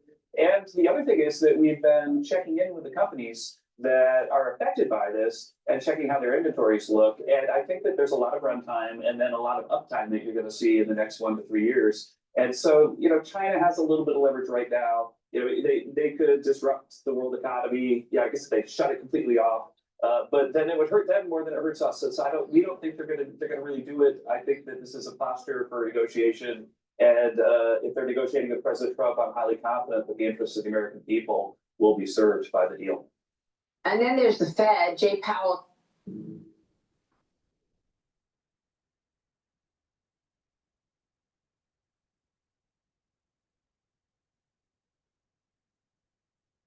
Enterprise data teams are facing a turning point. Regulations are tightening, AI is reshaping the data landscape, and budgets are under immense pressure. Existing data integration platforms weren't. And then there's the Fed, Jay Powell, keeping the central bank on track for another rate cut we expect later this month. The meeting is at October 28th and 29th. But he said that there's weakness in the jobs market, and it's a bigger risk now than sticky inflation. He's actually pivoting now away from talking about tariffs. Fed governors are showing a divide over how aggressively, though, the move should be. Christopher Waller is supporting a quarter-point cut. Stephen Myron, who I spoke with yesterday on this program, wants a half-a-point cut on this trade uncertainty. Kevin, he says now that we have new, aggression from China, it becomes that much more important to cut rates by 50 basis points, although he just told us yesterday he's expecting 3 cuts of 25 basis points. Is that enough? You've been talking for some time about the need for lower rates as well. Do you think 3 cuts consistently of 25 basis points does it? Well, the good news is that the Fed, the one thing the Fed is good at, they're maybe good at a few things, but this thing they're really good at is signaling what they're going to do ahead of time. And they're telling us now we're going to get 3 rate cuts of 25 basis points, and that's a start. That's a start. And then what you do after that is you watch the data, make sure that the economy continues to boom and inflation doesn't take off. And if you understand economics, you should know that that's going to happen with almost 100% certainty, because we're having this massive supply shock in the US, a positive supply shock because of increased productivity from artificial intelligence. And so when you have a big positive supply shock, then that puts downward pressure on prices. And it's just what happened, Maria, back when I first met you, pretty much back in the 90s, and Alan Greenspan, everybody was telling him because of the Phillips curve, the unemployment rate was low, that he needed to hike rates. And he said, no, the unemployment rate is low, but it's because of the supply shock from the computer revolution. And so I'm going to leave rates low. And he gave us 3 or 4 years of really blockbuster growth. And it's my expectation that that's what markets should expect right now. Yeah, great analogy there. Kevin, look at the macro story for us. Where is the growth right now? And we don't have any data because of the government shutdown. So what are you looking at to assess the level of growth in this economy? How would you assess 2026 expectations? I think that we're cruising around 4%, and that there's no reason why, with all the positive factors going, that can't continue. The people who tell you it's going to be a lot worse than that and we might be running a recession are pointing at something that's actually good news and good for the economy. People don't recognize it, but if you compare Joe Biden's last year to President Trump's this year, plus extrapolate the current trends, we're going to reduce the deficit in 1 year by $600 billion. Think about it, Maria. A smaller deficit by $600 billion. That makes it so that interest rates can go down, whatever the Fed does. Mortgage rates could come down, and that means there'll be more home building. And there's, when you want to see really big booms, like 4 or 5%, it's because home building takes off. And we're helping that happen with this massive, massive new fiscal policy that's coming mostly from the tariff revenues. The other thing I'm looking at is in the jobs numbers, that again, on the household survey side, everything's booming just like everything else. So it could be we should just believe that. But on the payroll side, everybody's been saying that the sort of getting rid of illegal immigrants was going to be a big, huge negative shock to the job market. Now, it's true that non-native born workers have lost about 500,000 jobs this year, but native born workers have gained about 2 million, which is astonishing, right? People said, oh, they were taking jobs that Americans won't take. And the most interesting thing is that when you read the media accounts, sometimes there are unfortunate, racial connotations about just securing the border. About 1 million of the 2 million jobs created this year are from Hispanic Americans, because most Hispanic Americans are native born. And so there's just so much good news in the economy right now that I think that the outlook needs to be positive, but it's not inflationary because it's coming from this positive supply shock. And by the way, the native born, the group you're just mentioning, they also don't want people cutting the line and getting in front of them. They also don't want the illegal immigration. Kevin, it's great to and their get you. salaries are booming too. Their salaries are also booming. That's an important point. Good to see you. Thanks, Mark. Please go to my store, the-studio-reykjavik.com, and get the vitamin D3. Vitamin D3 helps to absorb calcium. It helps cells to go into apoptosis if they're infected, which is super important to take vitamin D3 for the fall and the winter season. And vitamin D3 will help with cardiovascular health and improve your bone density. Do some resistance training. Olive leaf extract, super important to take. Why? Because it's going to help with your immune system and your cardiovascular health. And zeolite. Zeolite will bind to heavy metals, toxins, and chemicals and allow you to urinate them out within 6 to 8 hours. You should take 3 small drops underneath your tongue, drink it with filtered water, do this every day. Super important, right? And by detoxifying your body every day, you're going to improve your endocrine system, your immune system, and even your brain function. So please go to my store, the-studio-reykjavik.com, and get the zeolite. Take it every day, 3 small drops underneath your tongue, and drink it with filtered water. All right, now we're gonna go to the Hill, and Glenn Greenwald is talking about John Bolton's indictment.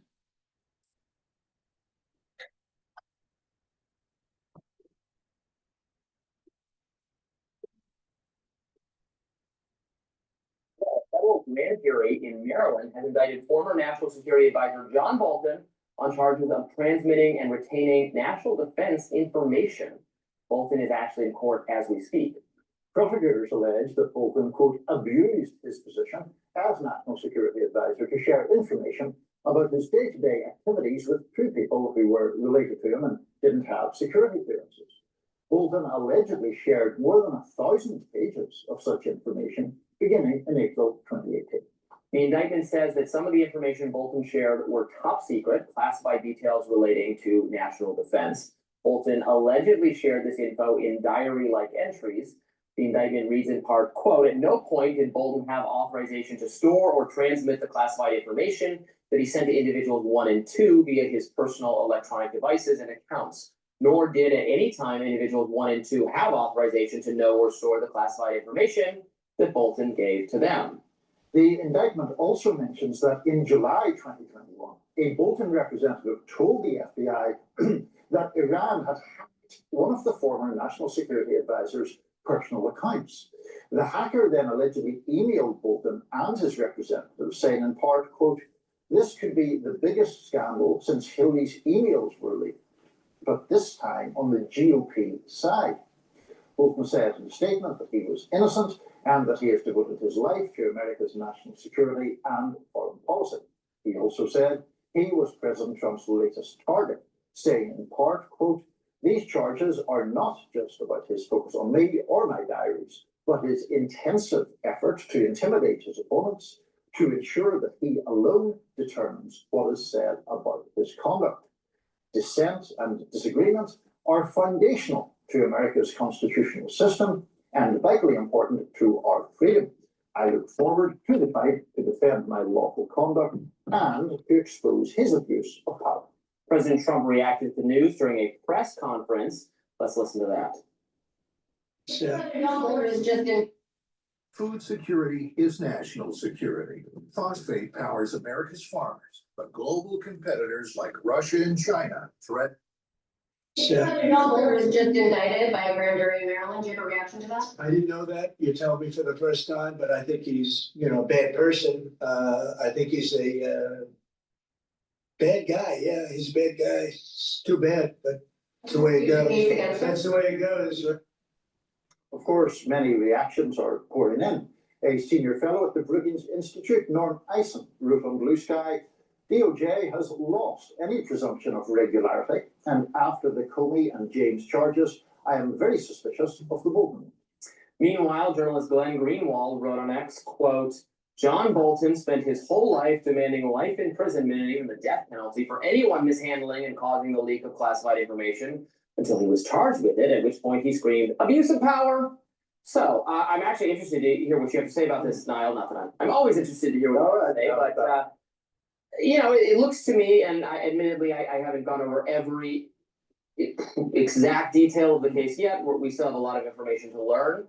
I know exactly what John Bolton would say about this if this was anyone else caught doing this. That this is a very serious crime. He would overplay how serious it is. That is he's a kind of national security hawk. Transmitting classified documents to other people, even if it's your family members, is obviously against the law. Now we have to wait to hear his defense of why he did this. Was he aware it was classified? It's hard to imagine him not being aware of that. Now I can get into my dislike of how the government overclassifies information overall, which is why Biden and Trump, I was more inclined to let off the hook for not being aware that they had classified information to some degree. Although Trump could have given it back and we saved ourselves a lot of grief when he was told it was classified. But this is different than that. And I know everyone's on the Democratic side, or some of them are going to say it's political persecution. It could be political persecution and also completely legally justified and rational. Yeah, I mean, I think that one of the difficulties of the moment that we're in is that anything that is in any way related to Trump all gets sort of thrown into the same bag together as if it's all exactly the same thing. It is certainly true that Trump has gone after or instructed people to go after Comey and Tish James and Bolton. That does not mean that the strength of the case against those three people are all the same. I think the one against Comey is extremely thin and hazily defined and not borne out by the facts that we do know. Now, maybe more will come out in court, we'll see that.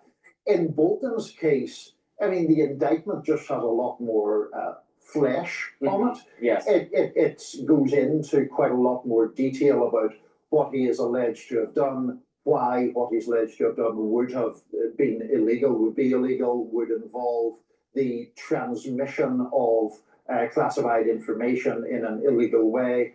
It even includes in some of these emails, like there's one where Bolton to one of these people expresses what sounds like alarm at the idea that the person might have printed out the message as if he knows that it's classified and therefore it should be kept between these people who are sending it around themselves.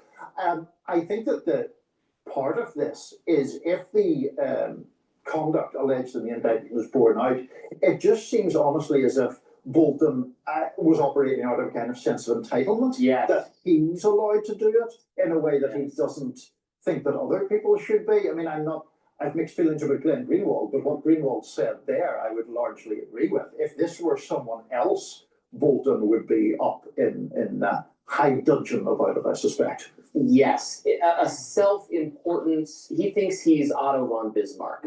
He thinks he is, you know, commanding and controlling all the world's global affairs, that he's the foremost expert on it, and that he should. We and I had talked about this, that, you know, why, although I suppose this is over a time period where he was in the administration, if I'm and following and then it's like, why do you still have access to classified documents? I mean, this just seems to pose a problem in inviting people to enter legal jeopardy if they're having, if we overclassify everything and then you have access to classified documents, but you're not in the government. What is the point of that? It seems like you're likely to entrap yourself at some level going there. Now, again, I want to know more about what exactly, to the extent they can even tell us, and they'll say it's classified, but can't tell you. And again, the government overclassifies things. Now, the fact that Iran, however, did hack him and made a threatening kind of, you know, that gets into a serious national security issue. So there's that component of it too, that maybe there was actually a breach, so to speak, not just theoretically you did something wrong, but it had no effect. Yeah. There actually was an effect. No, absolutely. And while you can make the argument about overclassification generally, I think across the board, in John Bolton's alleged case, in Trump with the Mar-a-Lago documents, in Hillary Clinton, I have never been one on the left to be like the sarcastic, there was a legitimate issue there, which I think should have been investigated. So yeah, I think these things are problematic. Fascinating. All right. Up next, President Trump is set to meet with Ukrainian President Vladimir Zelensky. Bolton should be charged, convicted, and hung from a tree in front of the White House. Why? Because he's a deep stater. And deep staters were trying to overthrow the power of the presidency of the United States. That's my take. They're traitors. Please go to my store, the-studio-reykjavik.com, and get the collagen. This is a dual purpose supplement. This is a month's supply. It's a powder. It's a very high quality collagen. Shown on the screen here is the typical amino acid profile for this collagen. This collagen will help with your skin, your nails, your hair, your musculature, your bone density, and your joint health. Please go to my store, take this every day, and get healthy. Slow down the aging process. And do some resistance training to build denser bone. All right, let's listen in. It looks like Bolton surrendered to the federal court. This November, New Yorkers can vote on an affordable housing fast track and other city charter reforms. Remember to flip your ballot over and vote on questions 2 through 6. Make your voice heard on the future of our city.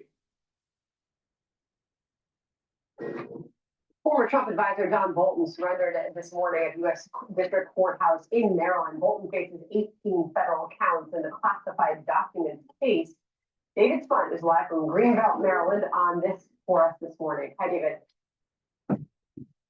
Hi, Sandra. He surrendered about 45 minutes ago. I asked him if he had any comment. He put out a lengthy one last night. We'll get to part of that in just a minute, but he said nothing as we have this video of him walking in the courthouse just shortly after his attorney, Abby Lowell. Right now he's being processed. We're told that he will make an initial appearance at some point here in the next couple of hours here in Greenbelt, Maryland. He is facing 18 counts in this indictment after a grand jury met yesterday. The charges of not only keeping top secret info, but sharing it with family members.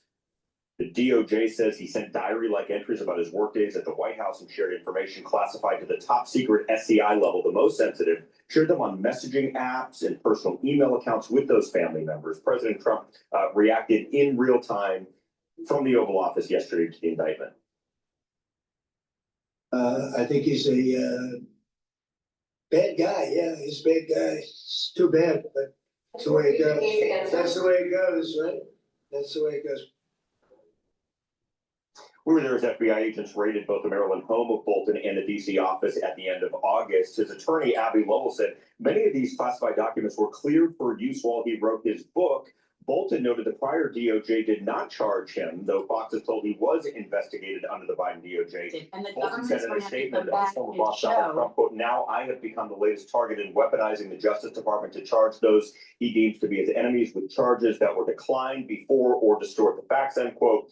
And here's an interesting soundbite from Bolton in 2023 responding to a question about classified documents found in the possession of both then former President Trump and then President Biden. Watch this. And it sets a bad example for the thousands of other people in the federal bureaucracy who have security clearances, because if the people at the top can be casual about it and then get away with it, that is not a good lesson to teach. And Bolton now in court surrendering and will have his initial appearance. We'll follow it. You know the problem with this morning. Bolton and Brenner and all these deep staters, they think they're above the law. They think that it's do as I say, not as I do. No. Convict the guy and hang him from a tree. Because guess what? He's a traitor. David, thank you very much. I'm Steve Ducey. I'm Brian Tillman. And I'm Ainsley Earhart. And click here to subscribe to the Fox News YouTube. Please go to my store, the-studio-reykjavik.com, and get this heirloom barley. This heirloom barley has the micronutrients to provide you to slow down the aging process. Now, how does these micronutrients in this heirloom barley slow down that aging process? It brings down inflammation, it detoxifies your body, and it soaks up free radicals through superoxide dismutase. When you're taking this every day, it's a high density protein. It's a month supply. You take it every day with soft foods, filtered water, a smoothie, or even with milk, but take it every day. And what this will do is that by bringing down that inflammation and detoxifying your body and soaking up those free radicals, you're helping your immune system, your endocrine system, your brain function, your cardiovascular system. Take it every day. Go to my store and get the heirloom barley. Use discount 5 and you get $5 off any order. Let's go to Bloomberg. And also, what Bolton said, selective prosecution, vindictive prosecution. He's the third one. You have Comey, James Comey, the former the former FBI director. You have Letitia James, the New York Attorney General, and now you have John Bolton, who were all on Trump's perceived enemies list. And that's a hard motion to make, that you're going to try to get it dismissed because of selective prosecution. But still, if ever there was a case where selective prosecution was proven, it might be these cases, although this case is different and it's more substantial than the Comey and James cases. I want to piggyback off of that point. One of the fig leaves that the administration is using, at least, is that some of this got started under Biden. Is that about right? Yeah, I think it started with the Trump administration, the first, with the book. But yeah, it was under Biden. It's been going on for a long, long time. So that brings up the question, so why now? Why are they bringing these charges now? And I think that feeds into the other two cases and perhaps more cases to come. And this is different because here you have career prosecutor in charge, and on the indictment you have all the names of all the career prosecutors, including career national security prosecutors who are signing off on this. Whereas with the Letitia James and James Comey indictment, it was done by an attorney who was put in there, an insurance attorney who was put in there last minute when the career prosecutor left, resigned, was fired. Depends on who you talk to, whether it's President Trump or the career prosecutor. And no career prosecutor signed on to that indictment. And she presented that to the grand jury with no experience in prosecutions by herself. So that's a real clear difference. And this is, a long indictment. It's a talking indictment as opposed to those which were kind of skimpy. So, there's so much going on here on so many different levels. And June, we talked about the drumbeat coming out of the White House here. It wasn't just President Trump. It was Peter Navarro who talked about the memoirs when he joined us 1 month ago here on Balance of Power. Let's just rewind the tape and give you a listen. That guy took by his own admission, copious notes in places like the Situation Room, in places where national intelligence secrets were being done. And then he cashed in on that with his memoirs. And he's just been out of control ever since. He's a threat to national security. The guy should be investigated. If they find he's got what we think he might have, that guy should go to a federal prison. Well, he has been investigated a lot, years and years of That's right. investigation. So, and who That was a month ago, though, and it is pretty remarkable hearing Peter Navarro, suggest that you should be in federal prison. But I guess the question in our remaining moment for you, June, you talked about the note to Pam, the similarities when it comes to Comey, James, Schiff, we'll see. But isn't this case a little bit different than the others? Yeah, it is different, and it's a lot more substantial than the others. And as I mentioned, one of the big differences is that career prosecutors were on the indictment and were, so basically that shows that there was some level of career prosecutors who are not political appointees bringing this down. But I mean, remember General Petraeus? Do you remember his book and the leak? Sure. So he got a two years suspended on probation. So, I mean, this does happen a lot. And a lot of times you have, how many times do you hear people writing books after they leave an administration?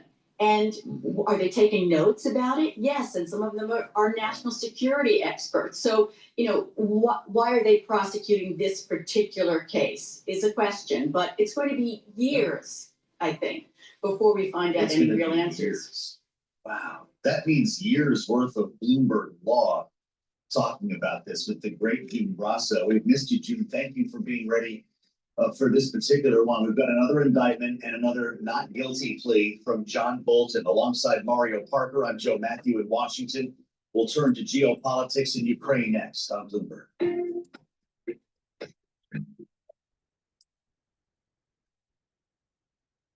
All right, let's see here. Let's take a look at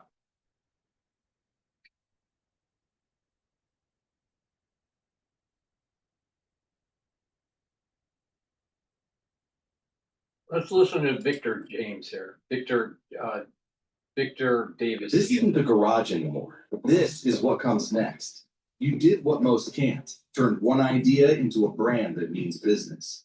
The Attorney General of the state of New York, Letitia James, she's the chief law enforcement officer, remember, of the entire state of New York. And she's been indicted by the federal Trump DOJ. And the charges are varied. She bought a property in Maryland. And that property she declared on a federal form to obtain a mortgage and also state on taxes. She said that in one case would be her principal residence and another that it would be perhaps a second home and not rented. So what's going on? Is that when somebody does it wrong, do you forget it and just say, let's move on? Because if we don't, we'll enter a cycle of ruinous tit-for-tat lawfare. Or do you say, we're going to hold people responsible who broke the law. We're going to stop it because there will be deterrence.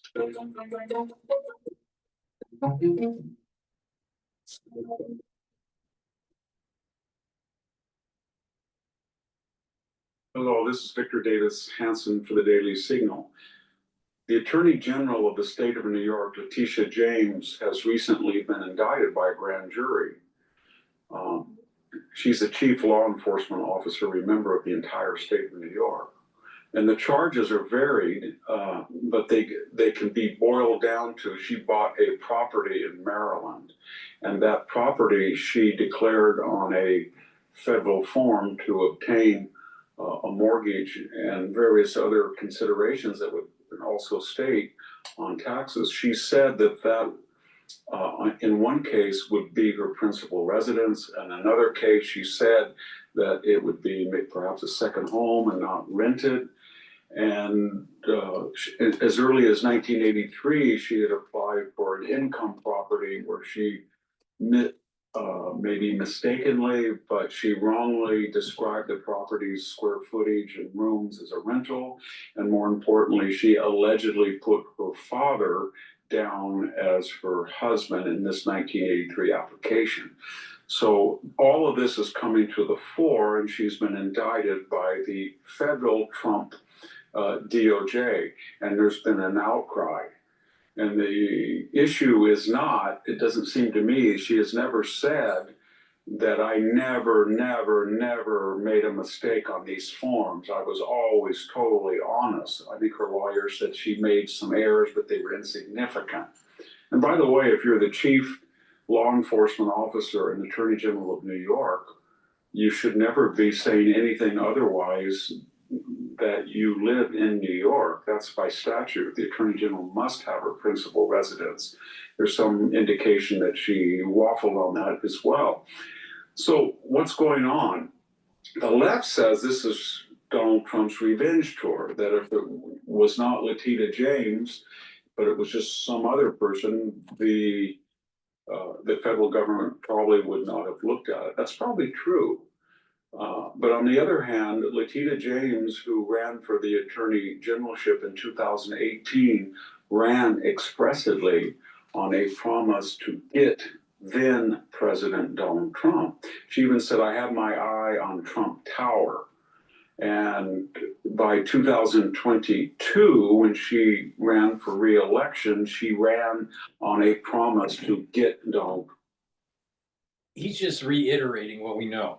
But the thing is that Letitia James was going after the president and the former president. She wanted that her whole mission was to go after a political opponent. The Democratic Party weaponized the DOJ. The Democratic Party weaponized the judicial system to try to slow down the first term of Trump and to prevent him from getting reelected. And this is the reason why Trump needs to go after these individuals and hold them accountable. Now, what's even better, what's icing on the cake, is that they have improprieties that they're doing, and they know that they're doing it wrong, that they are fleecing the American taxpayer. They're getting paid. They're getting paid to do a public service, all right, and that pay is through taxpayers. And then they think that they're above the law and that they can do mortgage fraud, tax fraud, have classified documents for their book, give it to their children and their spouse on an AOL email. I mean, what the hell is he thinking? What the fuck is he thinking? Who has AOL? Where it is, so you have a deep state and you have a Democratic Party, and a lot of times they're aligned together, that was trying to slow walk or prevent Donald Trump's administration to be successful. And they weaponized the judicial system, and they were weaponizing it not just on Trump, but on his cabinet, on senators. This Arctic frost with the surveillance of the senators, 10 senators they were surveilling. This thing goes all the way back to Barack Obama. But Trump, if you listen to the liberal media, Trump is the tyrant. You know who the tyrant was? Hillary Clinton and Barack Obama. But no, Trump's the bad guy, according to mainstream media. No. We need to hold these people accountable, right? And Bolton was a problem. Bolton was part of that deep state. Brenner, a problem. He's CIA. Comey, FBI. There was an orchestrated effort to try to demonize, prevent Trump from exercising his power in the executive branch, and they were trying to prevent him from winning the election. Why does the FBI and the CIA need to get involved? Why did Barack Obama feel that it was okay for him to try to swing the election? It's treason. That is treason.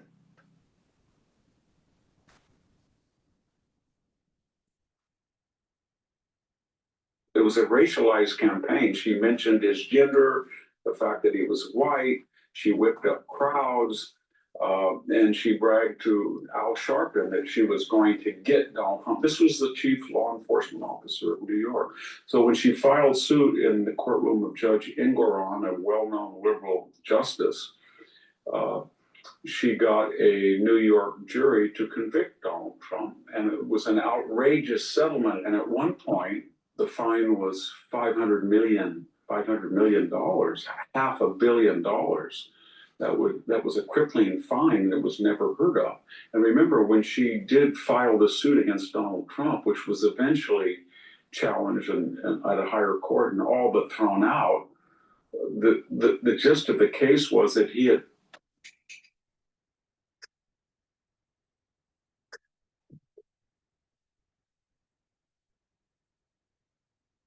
the gist of the case was that he had overvalued a real estate property and unlawfully filled out forms that inflated the value, even though the Deutsche Bank who had issued the loan had no disagreement about the value of the collateral property, had no problem that the loan was paid on time, if not early, and in full to the profit of the Deutsche Bank. So there were no victims in this. No one was complaining.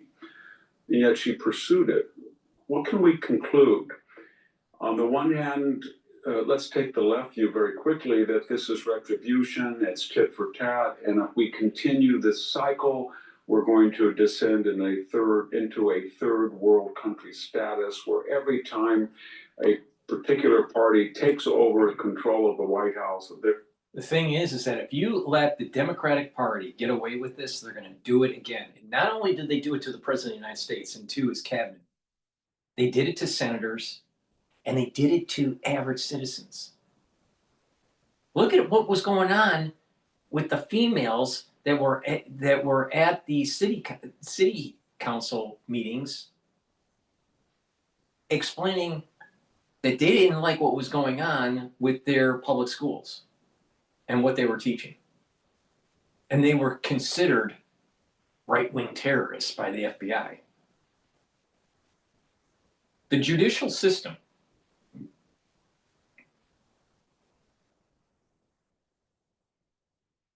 and law enforcement were weaponized against the American citizen. And this is happening under Biden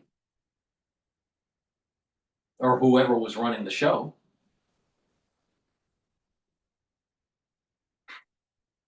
And we're supposed to let this just sweep it under the rug? No, you need to hunt them down. You need that they were hunters. All right, the Democratic Party were hunting conservatives. Now the hunted are now the hunter, and they need to be held accountable. The Democratic Party needs to be held accountable. The deep state needs to be held accountable so this never happens again, ever, ever, ever, ever, ever, ever, ever. The only way to do it is more prosecutions and imprisonment. The sad thing is that educated people were cheering on the weaponization of the DOJ on American citizens and on Donald Trump and on his cabinet. You had educated people cheering on Arctic frost in the surveillance of senators. This is unacceptable, totally unacceptable. It's time to hold them accountable. And if found guilty under a court of law, they need to be executed.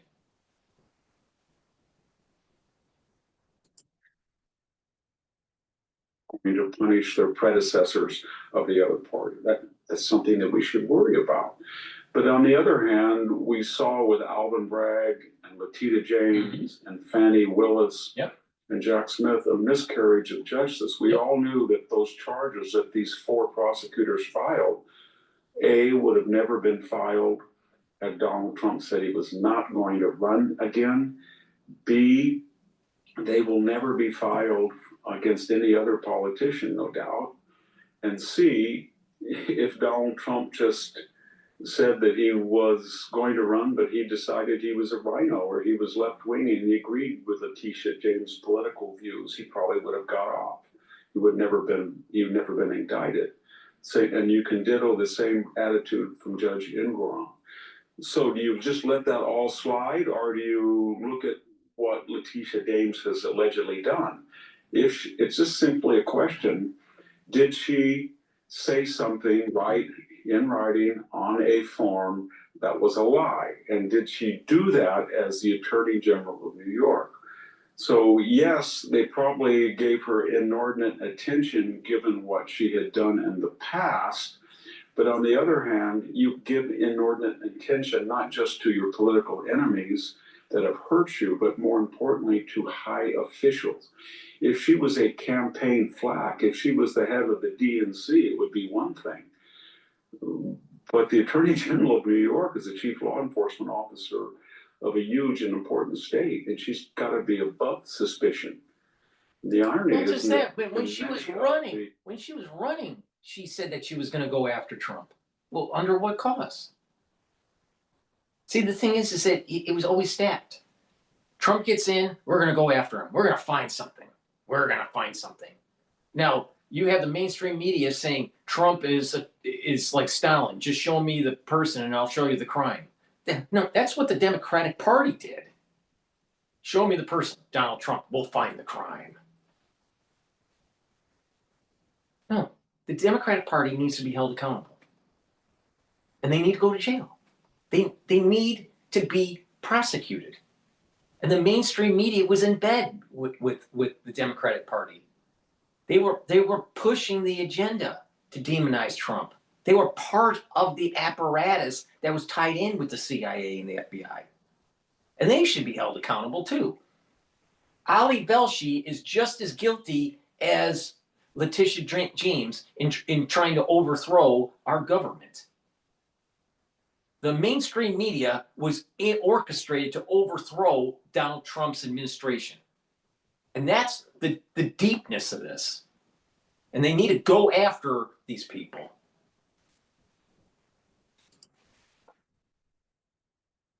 Commentaries about this indictment, people are using the very words that she used to remind people that Donald Trump should not be above the law.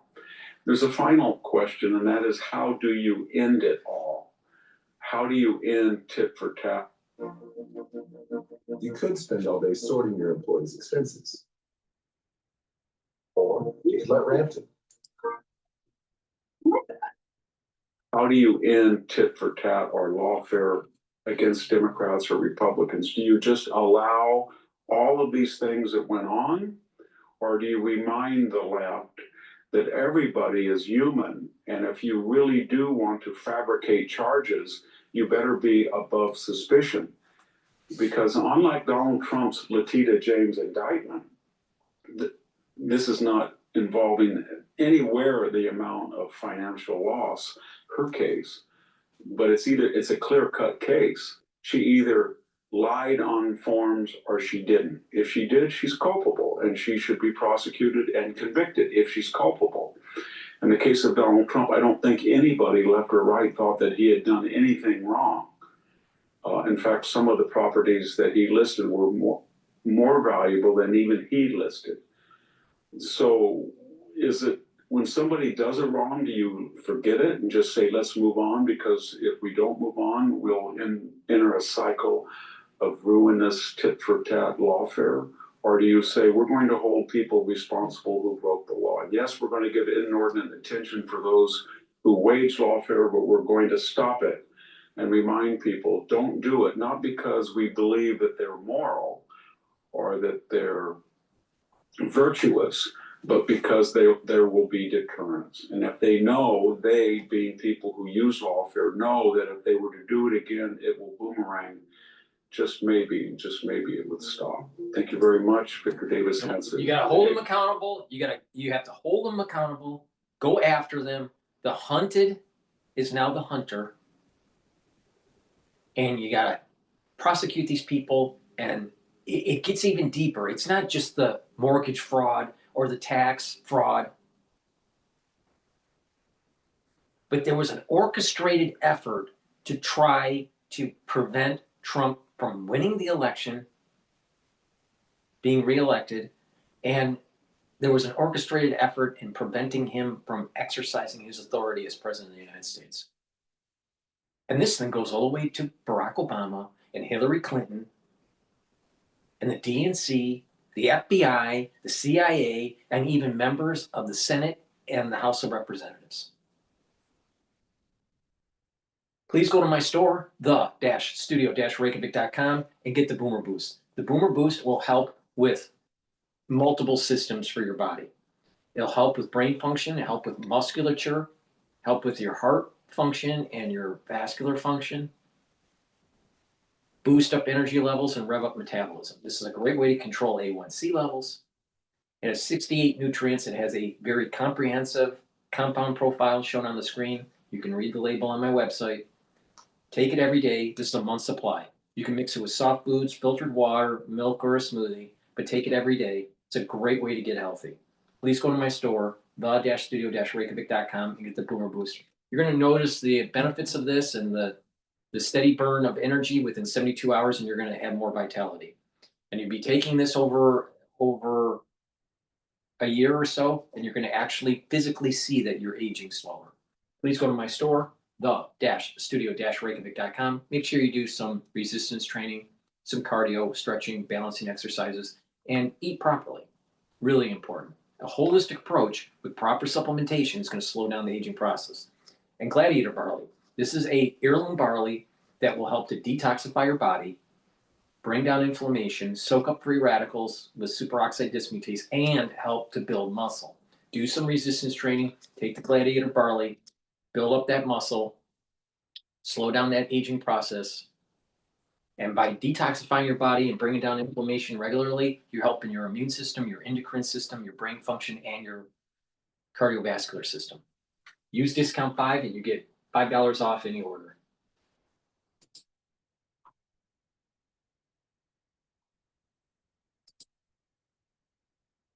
All right, let's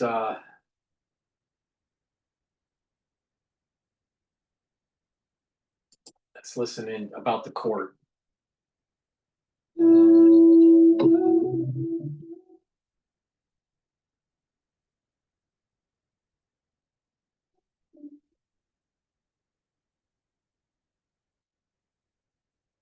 Sometimes people think compromise means squishy centrist.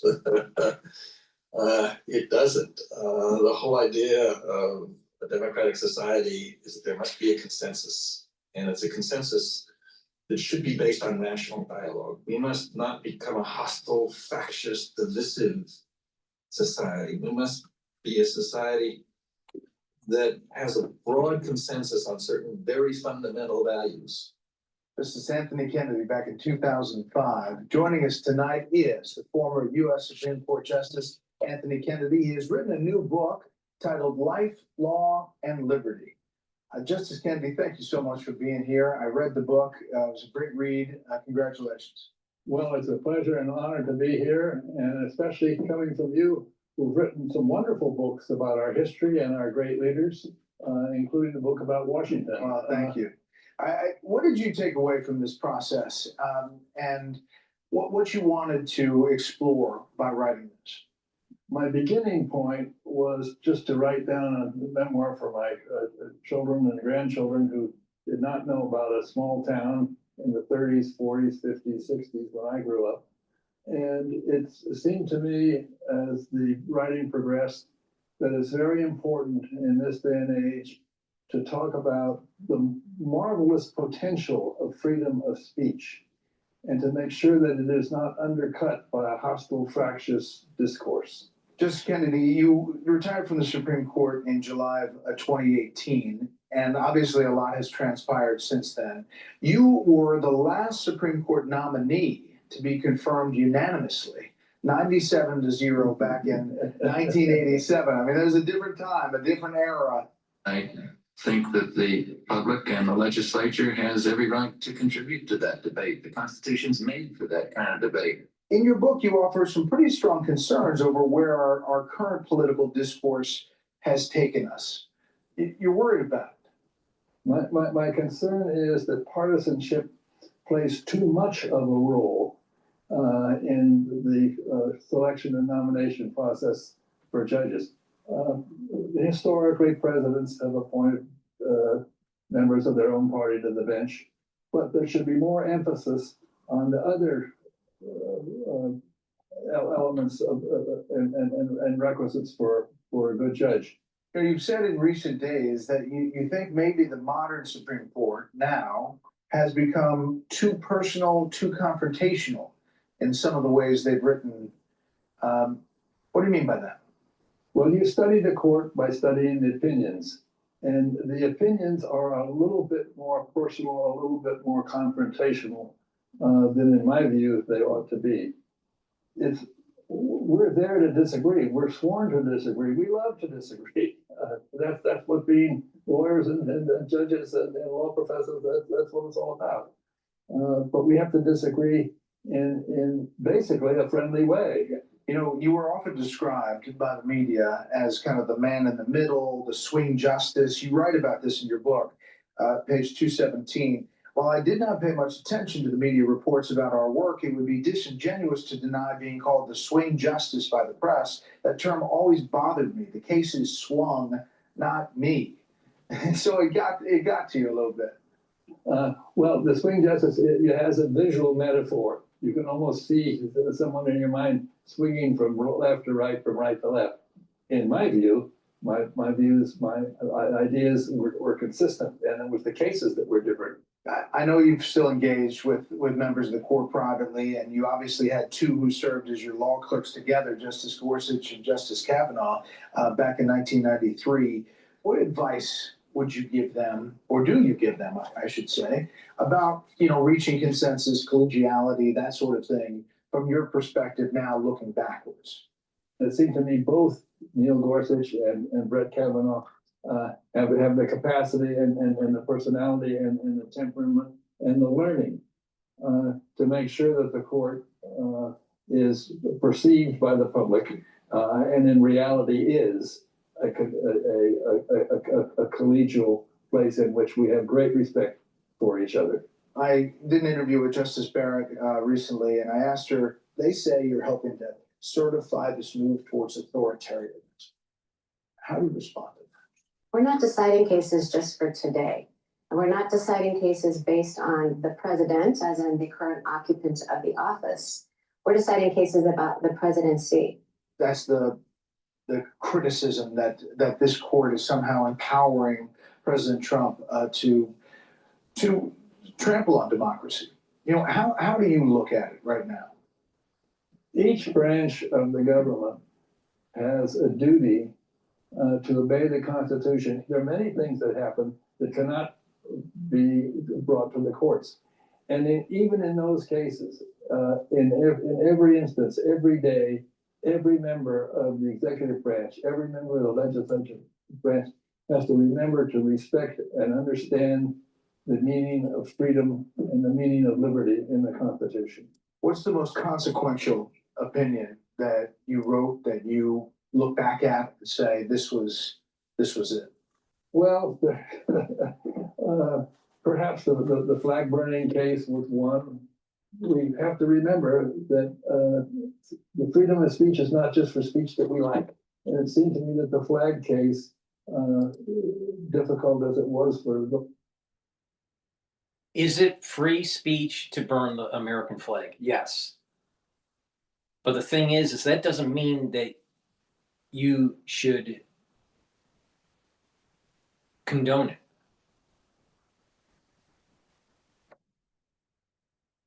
At a societal level. You can allow it to happen, right? You can allow it to happen because of freedom of speech. But in a public square, your freedom to say that is wrong, to desecrate the flag, because it's eroding society. It's about God, country, and family. And one of the pillars is country. Well, if you're burning the flag, that is eroding the pillars of society. Now, do they have the right to do it? Yes. But that doesn't mean that you should accept at a social setting this. When you see these people in public, or when you have coworkers, or even in some sort of public space, you can tell that person that you think it's wrong, that it's a desecration of the American flag and it's a desecration of the country. But it's their right to burn it. But it's your right to say you don't agree with them burning it.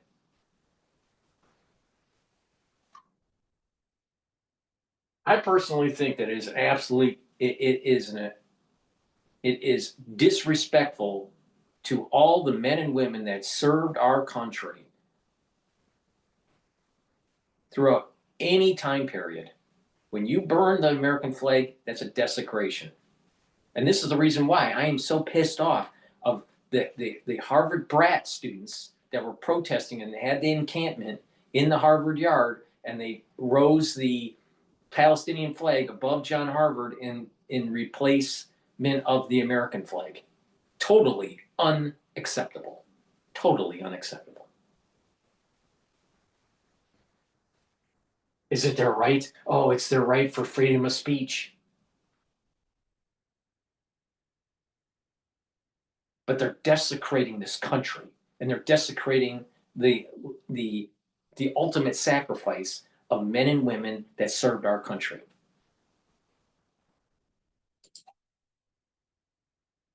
Of us who said that the burning was permissible was a great teaching lesson. And it was interesting, Brett, that, as I recall, 80 senators got to the floor of the Senate to denounce the court and denounce the opinion.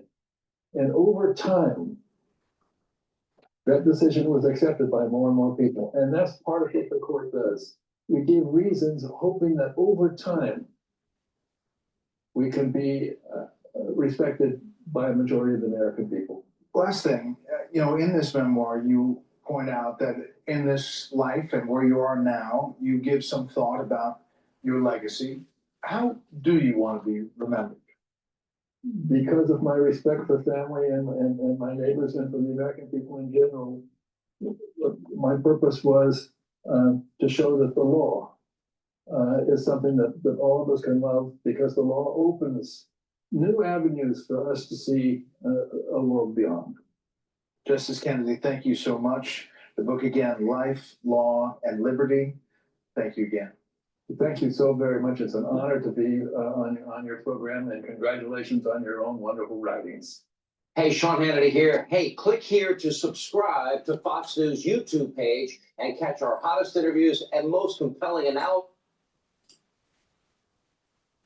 Able to have an advocate in the city, in Bracy Mansion, someone that maybe isn't his best friend, but one that he can predict, one that he can understand where he's going to go. I've heard other political people say that maybe Mamdani is the best foil for Donald Trump, because he can point to New York City over and over again as a city that's not performing the way the president thinks it ought to be. So to me, there's no way that Mamdani does not win. To me, as long as he makes no more errors. Last night's debate was a tremendous performance on his part, and good for him.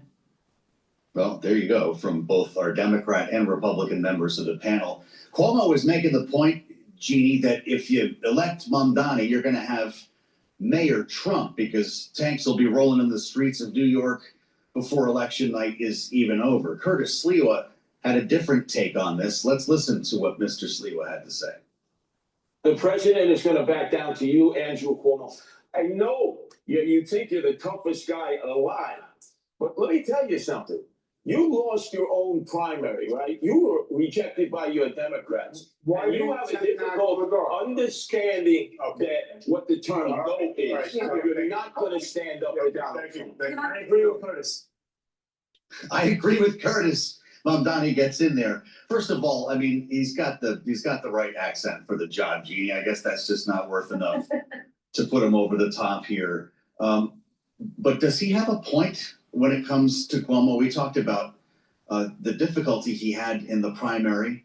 his ability to recover seems impossible. Slee was essentially providing the same analysis you are. Yeah, and Curtis Lee, I'm telling you, it's a debate to rewatch. He had so many good zingers. He was calling Cuomo the architect or the father, and Mamdani the apprentice. I mean, for people who don't like politicians to begin with, it's a great quip. And you know, Donald Trump was really the candidate on the stage who wasn't there. I mean, they kept talking about him, and it's a big deal in New York. There is no love lost for hometown boy Donald Trump in New York City, as we all know. And so, you know, Curtis Lewa really did have a really good comeback to Andrew Cuomo. You know, the thing is course, that so she did just said that, and she's assuming everybody in New York is a Democrat. Not everybody in New York is a Democrat. I live in New York, and I'm a Republican. But she's now a fellow at Harvard's Kennedy School, the pantheon of intellect. God. Millionaire donors and blah, blah, blah. And so that is an attractive message for New Yorkers. You know, for Mamdani, Trump's continued attacks are really helpful in a city that doesn't like Donald Trump that much. And one thing I would say about Sliwa, he's a different Republican because he's a leading Republican, obviously, but one that Donald Trump doesn't like either. I mean, he accused him of wanting to bring his cats into Gracie Mansion. And so, you know, for Curtis Lewa, he's walking this very tight line. He has a lot of cats for anybody who doesn't know. I love cats, so I have no problem with it. No cats on stage last evening. And, you know, if you made it through this remarkable debate, you get to the softy questions at the end. Usually they'll ask you if you could say something nice about the other opponent. Last night it was about breakfast. Okay. And if you're a New Yorker and you're asked, I'm looking at you, Lisa Camuso Miller, who called the New Jersey governor's race based on a pork roll comment from Mikey Sherrill. The food stuff's important. If you want to protect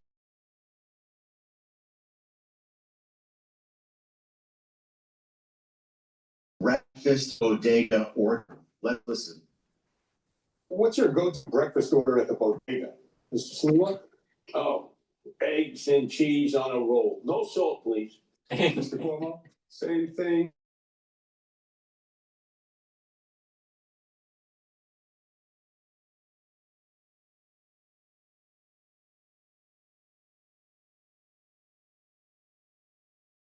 Right down to the no salt. It got us talking here in the newsroom, Jeannie and Lisa, and this became a cause here for the program on Balance of Power. We thought we'd take a little It would survey. be probably a bagel with lox and cream cheese.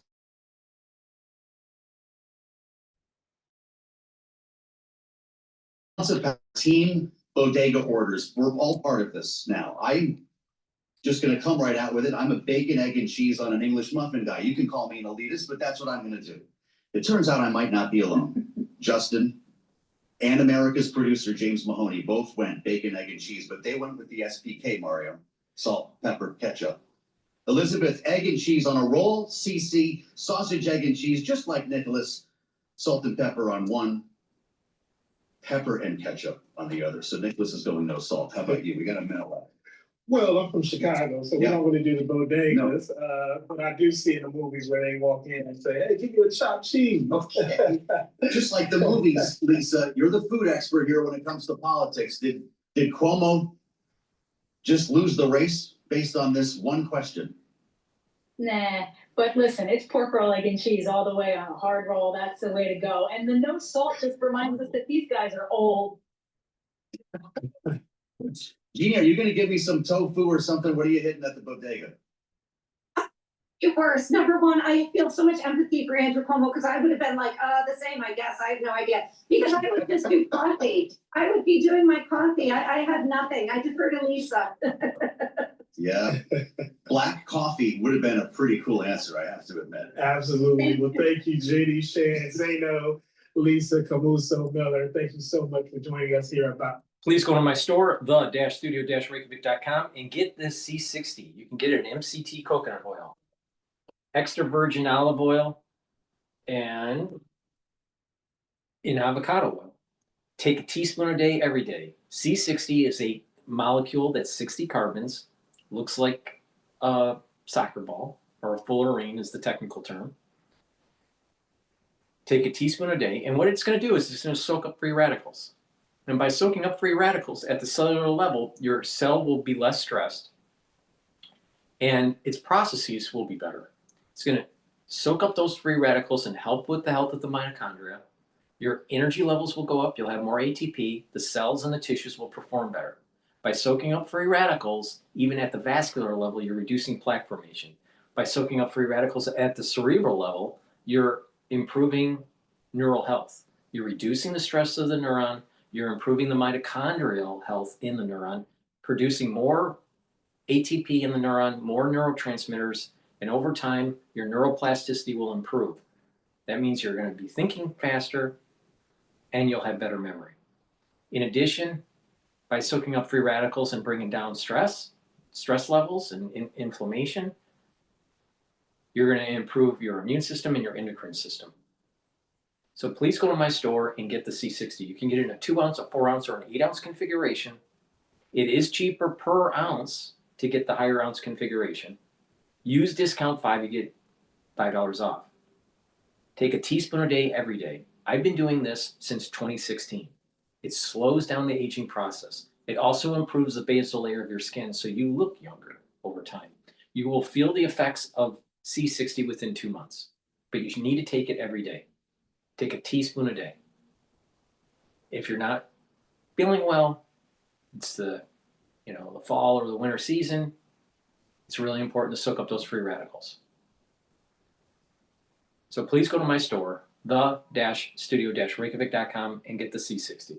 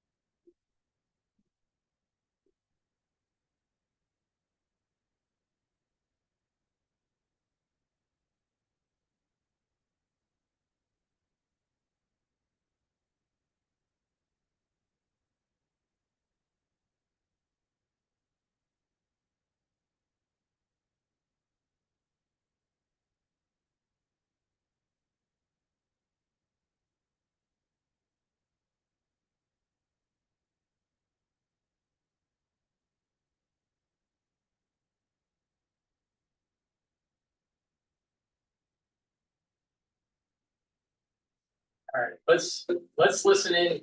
Let's listen into Cash. We haven't played Cash Jordan in a while, so let's listen to Cash Jordan talking about Chicago's apartments. Roku's self-serve ads platform.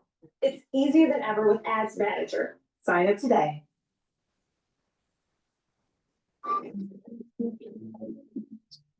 Penny for your thoughts. You think I could retire early? Question. Neighborhoods in Chicago are now war zones as sanctuary mobs pass ice. Ooh. Oh, they got that guy. Oh, he stole pandemonium. Oh, the guy's gonna rock. Oh, he threw a rock at him. Well, that ain't peaceful. Yeah, you better take that guy down. That guy better go to jail.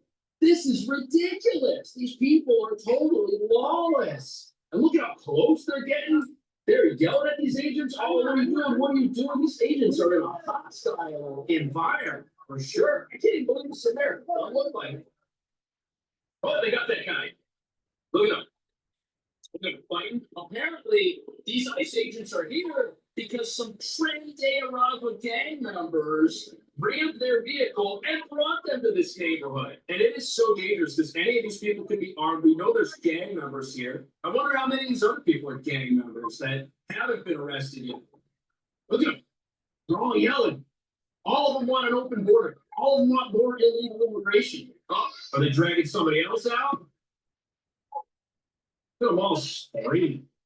Everyone's screaming and dreaming at the same time. Terrible. This is so crazy, man. What mayhem. None of these people are helping.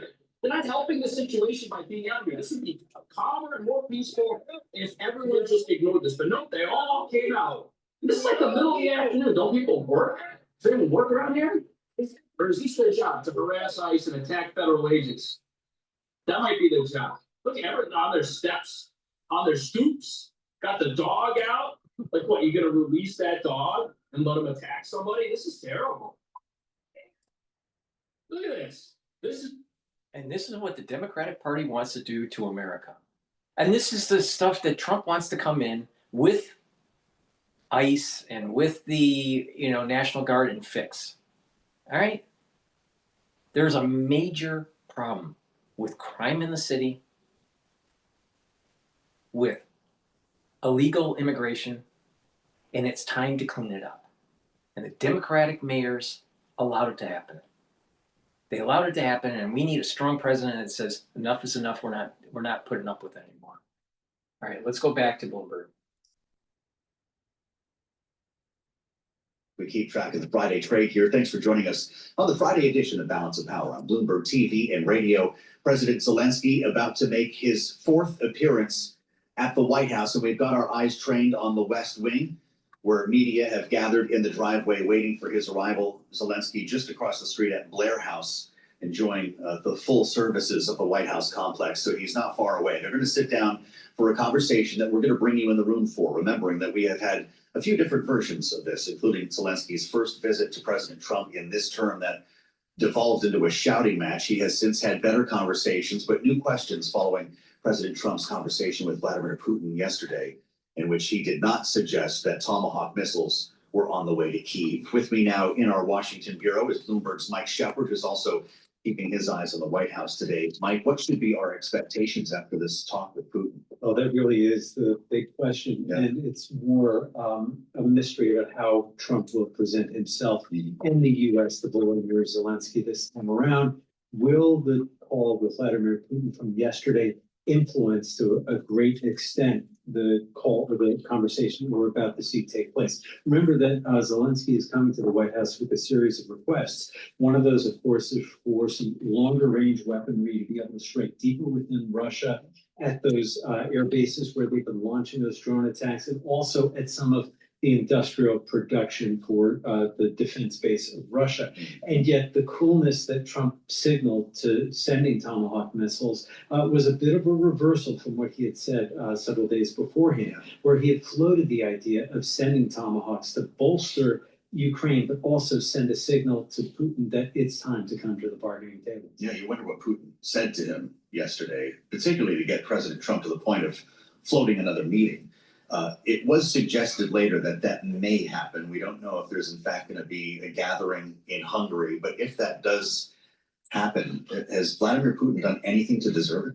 Well, so far from the view of many foreign policy observers here in Washington, the answer is a clear no. And even in President Donald Trump's eyes, since the Alaska summit back in August, Vladimir Putin has not taken any really concrete steps, Joe, toward moving to the bargaining table to trying to end the war that he started with the invasion of Ukraine in February of 2022. And then prior to that, with the annexation in violation of international law of Crimea. So the Russian government's moves toward trying to reach this peace deal that President Donald Trump promised on the campaign trail, said could be done in a day, really has not been enough to satisfy Trump, who's been increasingly frustrated by this. You wonder how the last three meetings will inform President Zelensky's posture and maybe check his frustration at a moment like this. Well, he has learned how to read Trump a little bit better. And the more that he spends time with President Donald Trump, the better he understands how to react and, engage in some of the flattery that we have seen other foreign leaders exercise and show to the U.S. leader to try to win favor, to try to win approval and win over his view to join theirs, whatever it may be. And in this case, we will have to see if that will go as far as making that offer on weaponry. Now, Volodymyr Zelensky doesn't go into this completely empty-handed. One thing he is floating is this idea of collaborating with the US on drone production. And that is something where a lot of innovation has occurred in Ukraine. Necessity is the mother of invention. And they've really been able to advance their industry and to a large extent, Joe, on the cheap. And it's the kind of thing that could be replicated here. And there is an interest in the defense space and in the current administration in trying to adopt some of that innovation and sophistication. So we'll see if the US president accept some of that and perhaps offer something else. Maybe that could be some common ground that would result in an announcement. Mike, thank you so much for helping us get ready for this. Shep with us live in Washington as we wait to hear from both presidents at the White House. And we are spinning a couple of plates today, as always. It's day 17 of the government shutdown. Lawmakers are not in town.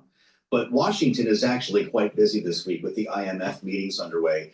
And as we wait to hear from President Trump and President Zelensky, it's a great opportunity to bring you an important conversation with the IMF meetings underway now, with the UK Chancellor of the Exchequer, Rachel Reeves, who sits down now with my colleague, who you know from Bloomberg Surveillance here on Bloomberg TV, Lisa Abramowitz at the IMF. Lisa, take it away. Thank you so much, Joe. I really appreciate it. I am here with the Chancellor of the Exchequer of the United Kingdom, Rachel Reeves. Chancellor Reeves, thank you so much for being with us. You're heading into a pretty tough budget season. There's the expectation that taxes are going to have to go up and that spending is going to have to cut. How much headroom are you looking to build for yourself so you don't have to do this again in terms of raising taxes again and going through another round of cuts? I think the British people recognise that the last year has been a challenging one, whether it is conflict in the Middle East, Russia's continued aggression in Ukraine, the need for higher defence spending, and also increasing trade barriers around the world have put countries under a lot of pressure, and no country, including the UK, is immune from that. But I've also been really clear that we will continue to meet the fiscal rules that I set out in my budget last year, and we will get debt down as a share of our economy, we will bring down the deficit, and we will balance day-to-day spending with tax receipts. When we get the full forecasts from the Independent Office for Budget Responsibility, we will make sure that we are continuing to achieve those things. In terms specifically of the headroom, the headroom has been lower in the past. It was as low as £6.5 billion in the last parliamentary session. Obviously, more headroom would be good, but there's always trade-offs because, of course, to build more headroom, you would have to increase taxes further or cut spending further. But we'll continue to manage that balancing act.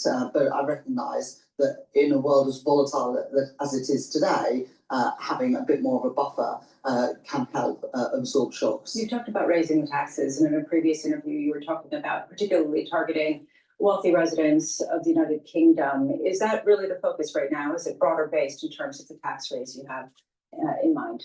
In the budget last year, I did increase taxes on some of the wealthiest, and we also increased taxes on business. I'm very mindful, again, to get the balance right. We want to attract talent to the UK and keep talent in the UK. I also want to make it easier for businesses to grow and stay in Britain. So I'll set out the individual taxes on November the 26th, but I want this to be a pro-growth budget that maintains Britain as a great place to start and grow a business and to bring in investment. And obviously, over the last few months, we've secured huge amounts of foreign direct investment, including from the United States with those big technology companies investing in Britain. There's been a concern that if taxes go up too much on businesses, people will start to leave and individuals will leave. And there's been some anecdotal evidence of that, just personally, when I meet people from London and New York. I'm just wondering, have you kind of been aware of that and tried to reduce how much you lean on that lever?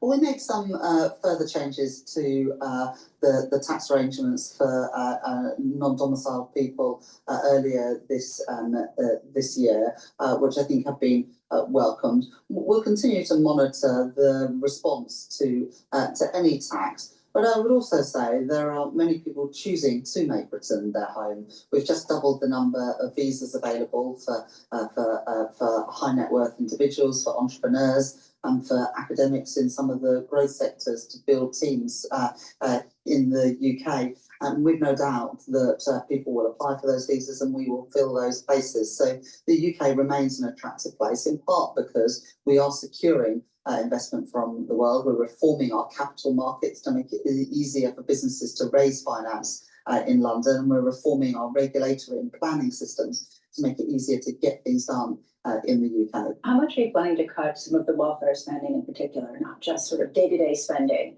of the government?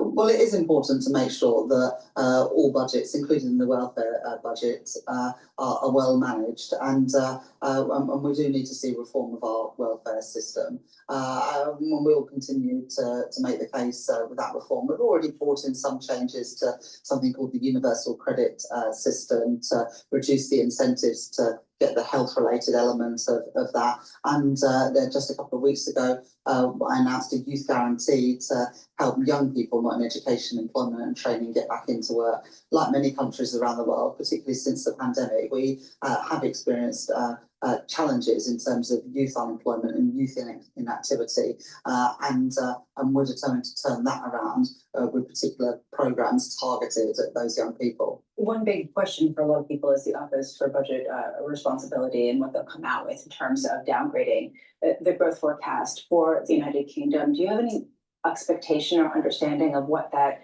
growth downgrade looks like?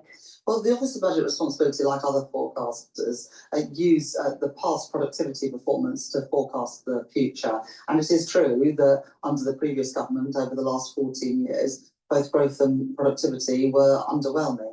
And the Office of Budget Responsibility will update their predictions for the future based on the past. And it's my job as Chancellor to try and beat those expectations. And that's why we're pursuing policies on trade, investment, on planning, on permitting, on regulation and capital market reform, as well as through the trade deals that we're securing to make sure that our economy is well suited to benefit from global investment, from business and wealth creation. That's what we'll continue to do. Chancellor Reeves, thank you so much for taking the time. Thank you. That is Rachel Reeves, the Chancellor of the Exchequer in the United Kingdom. Joe, I'll send it back to you. Great, Lisa, thank you so much. What a treat to have Lisa Abramowitz in Washington, bringing us that great conversation with the Chancellor. We thank you. It's live on Bloomberg as we keep our eyes on a couple of moving parts here, including an imminent meeting between President Trump and President Zelensky. They're preparing in the West Wing for his arrival right now. He was supposed to be there about 13 minutes ago at the top of the hour. These things tend to go late when these two gentlemen do sit down. We're going to bring you in the room so you can hear everything that the reporters hear live and unfiltered, knowing that these have taken on a couple of different shapes in what is now the fourth visit by Zelensky to the White House. He spent the evening at Blair House across the street, and he is, by the way, expected to hold his own press conference with reporters afterward. Now, we did hear from President Trump about this meeting yesterday because he spoke on the phone for some time. It was a 2-hour call, we understand, with Vladimir Putin, remembering that Zelensky wanted Tomahawk missiles, cruise missiles that could reach Moscow to help turn the tide in this war. President Trump suggested that he was considering that request. But then we heard from him yesterday following his call from Putin, and it's unclear where we stand. Here's the president. We talked about it a little bit, didn't say much, but I do say to you, you know, we need Tomahawks for the United States of America too. We have a lot of them, but we need them. I mean, we can't deplete for our country. So, you know, they're very vital, they're very powerful, they're very accurate, they're very good, but we need them too. So I don't know what we can do about that. Okay, so how many do we have? How many could we afford to give? And what difference would it actually make in the war?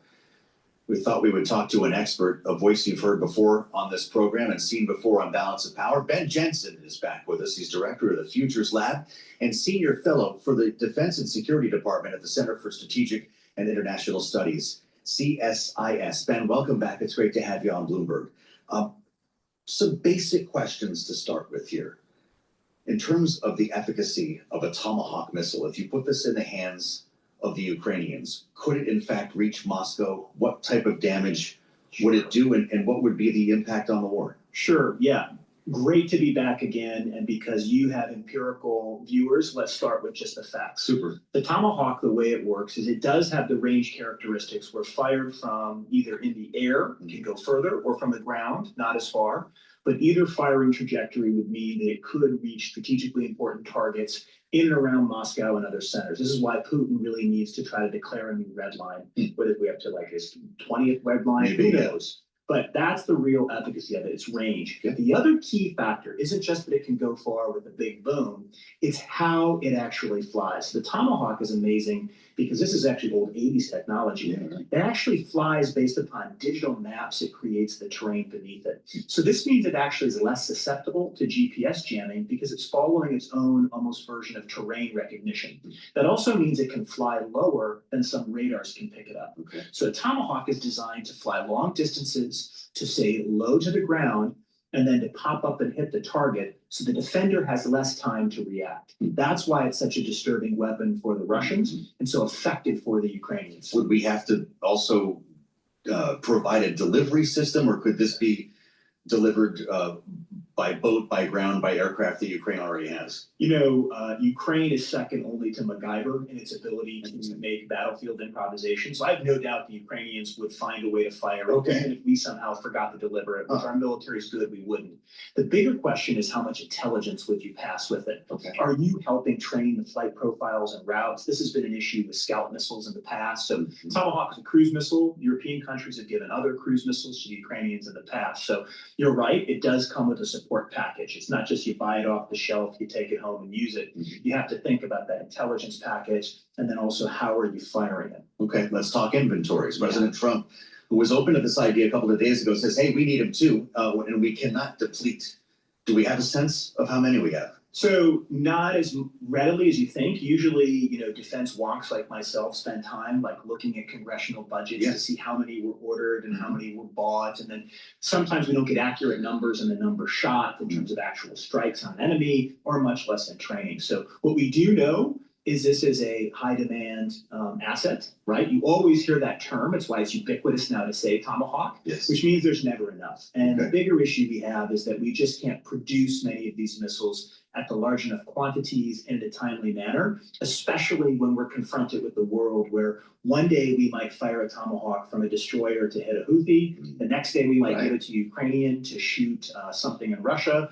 But then the following day, we all of a sudden need to fire 1,000 of them in the defense of a treaty ally like the Philippines or Japan because of the Taiwan scenario. Okay, so you mentioned Yemen, by the way. We've popped off a lot of these at Yemen, and they come at what, $1 million a pop? Yeah, prices vary. Remember the way the defense contracts work, it isn't just a simple, you have to go for an average, $1 million a pop on average, but it depends on the block.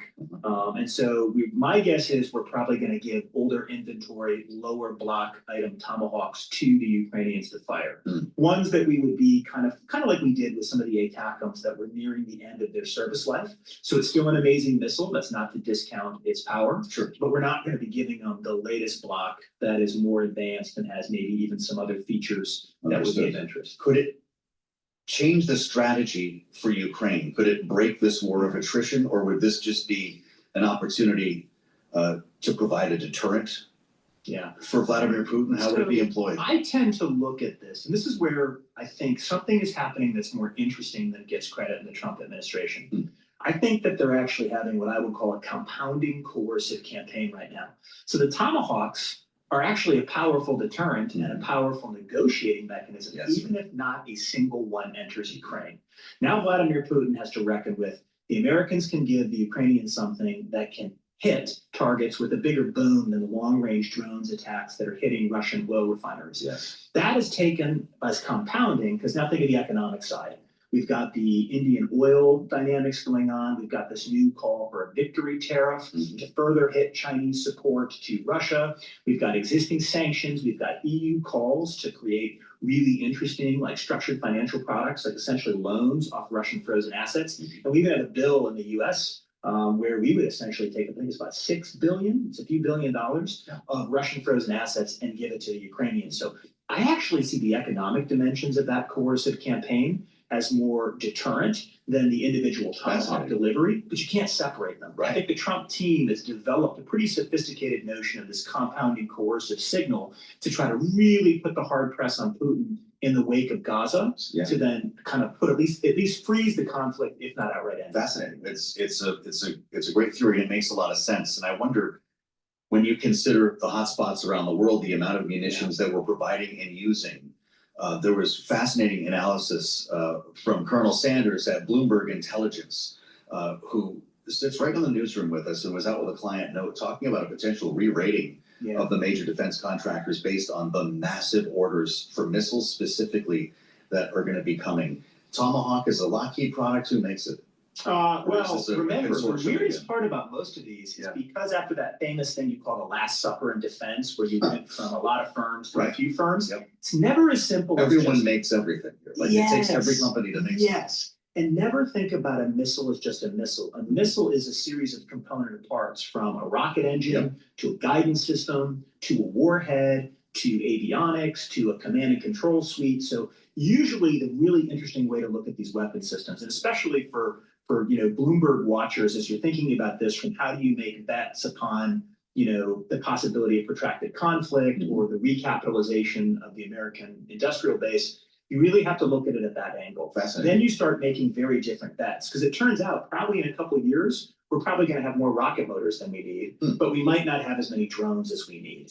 And so you have to start to look carefully at what companies, who are their contracts, who are their suppliers. You then got to throw in weird curveballs like this whole critical mineral thing and the magnets. So it's never just as simple as Boeing or a Lockheed or a Northrop. All of them make phenomenal weapons. It's what part of the end item do they make? And then where do we understand those supply chains? And because of that complexity, that's why it's so hard to recapitalize the defense industrial base. What a great answer. So it sounds like for the investor, you might be looking at a basket. You're buying the industry, maybe more than individual names. But where do the Andurils come into play here, and some of the other smaller, more nimble, more innovative defense contractors they're being profiled on 60 Minutes as the next big thing?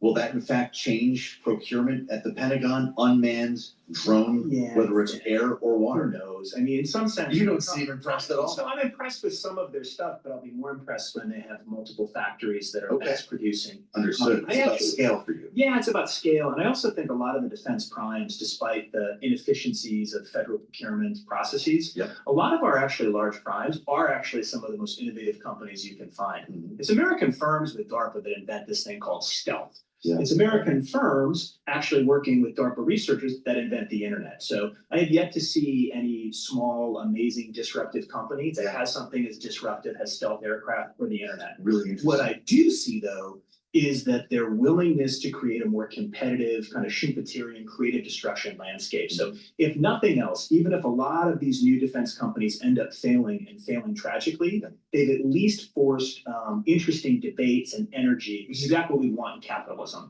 So I think they're serving a really important function. I think some of them will do amazing work, but don't discount some of the amazing stuff that these larger defense firms make. How much did we just learn in the last 10 minutes from Ben Jensen? Come on every day. That was truly helpful, and I think we got a lot out of it, Ben. Thank you so much. Always love CSIS, which is just an incredible stable of talent and insight here on the program. Ben, thank you so much for being with us here. Keep this in mind when you hear President Trump and President Zelensky talking about Tomahawks, and when reporters ask about that. That could kick off at any moment. We're going to bring it to the White House when President Zelensky arrives. And of course, we're always keeping tabs on Wall Street. We've been talking stocks a little bit here with regard to defense, but let's get the big picture right now. Alexis Christoforous has Wall Street for us covered at World Headquarters in New York. Alexis? Another roller coaster ride on Wall Street today, Joe. An earlier rally starting to lose a little steam here. Investors still trying to shake off those bank credit concerns at a couple of regional banks, which we know sparked yesterday's big sell-off. So right now, the Dow off its best levels, but up 117. The S&P 500 now in the green by about 8. The NASDAQ composite adding about 12 points, we'll call it. And precious metals pulling back from their record run. We've got gold down nearly 3% and spot silver off nearly 6%. Biggest drop there in 6 months. Now, stocks that led yesterday's sell-off are rallying back today. We've got Zions Bancorp up about 4%. Also, Western Alliance up now 2%, as a lot of investors believe problems at those banks are specific to those banks and don't represent a wider issue in the banking industry. Also, investment bank Jefferies up by more than 4%. It was caught in the storm for its exposure to bankrupt auto parts retailer First Brands. Well, Jefferies was upgraded today at Oppenheimer. And shares of American Express up 6.5%. Earnings there topping estimates as demand for its revamped Platinum card surged last quarter. For on-demand news 24 hours a day, subscribe to Bloomberg News Now wherever you get your podcasts. I'm Alexis Christoforous. That's your Bloomberg Business Flash. Back over to Joe Matthew in Balance of Power. Do appreciate it, Alexis. Thanks. We'll have more on the markets with Alexis.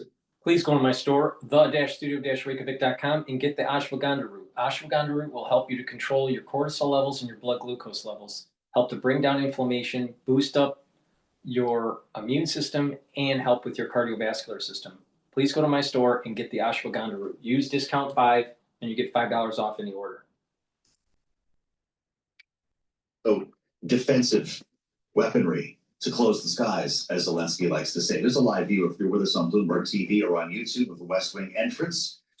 When Zelensky arrives, President Trump will step out and welcome him inside, and then we'll be off and running with a bilateral meeting that will involve reporters, and we'll hear that and see it live and unfiltered here on Bloomberg. As we assemble our political panel with their take, and to the big questions, which Trump do we get? Which Zelensky do we get today? We've seen 4 different versions of this, or we will have by the end of the day. The first 3 were different in very significant ways. And we're joined now by Bloomberg Politics contributor, Democratic analyst Jeannie Sheehan Zaino, democracy visiting fellow at Harvard Kennedy School's Ash Center, alongside Republican strategist Lisa Camuso-Miller, the former RNC communications director and host of the great Friday Reporter podcast. Lisa, which Zelensky shows up today and which Trump will greet him? Oh boy, I mean, Joe, it's hard to tell. I think that both sides probably are feeling very optimistic. There's been a lot of good news as it relates to what's happening overseas in terms of negotiation conversations, open conversations. I think a lot of it will be tempered by how the call went yesterday with Putin. And that's, to me, also, there's so many variables that could take place here. I'm optimistic. I'm hopeful that it's a productive conversation because it's one that needs to be had. And it's one that needs to keep the momentum going. I have to admit, I'd be on time for this, Jeannie, if it were me. He's a half an hour late. Maybe that was in coordination with the White House. That we don't know. He's staying literally across the street at Blair House. Be curious to see if he walks or drives over. We can tell you, according to the press pool, by the way, that a military honor guard is waiting on a lawn, lined up along the driveway there to greet him. So he is not getting the red carpet, so to speak, but the same treatment as another world leader, Jeannie, which is a lot different than the feeling, at least, that we had on his first visit. Is this going to be contentious, collaborative? What's the vibe today? Yeah, and I'm so glad you mentioned the Blair House, because my understanding is this is the first time in one of these visits he has been able to stay at the Blair House, which several people are suggesting is a sign of respect. In the past, I think he's had to get one of those hotels in DC that we've all stayed at.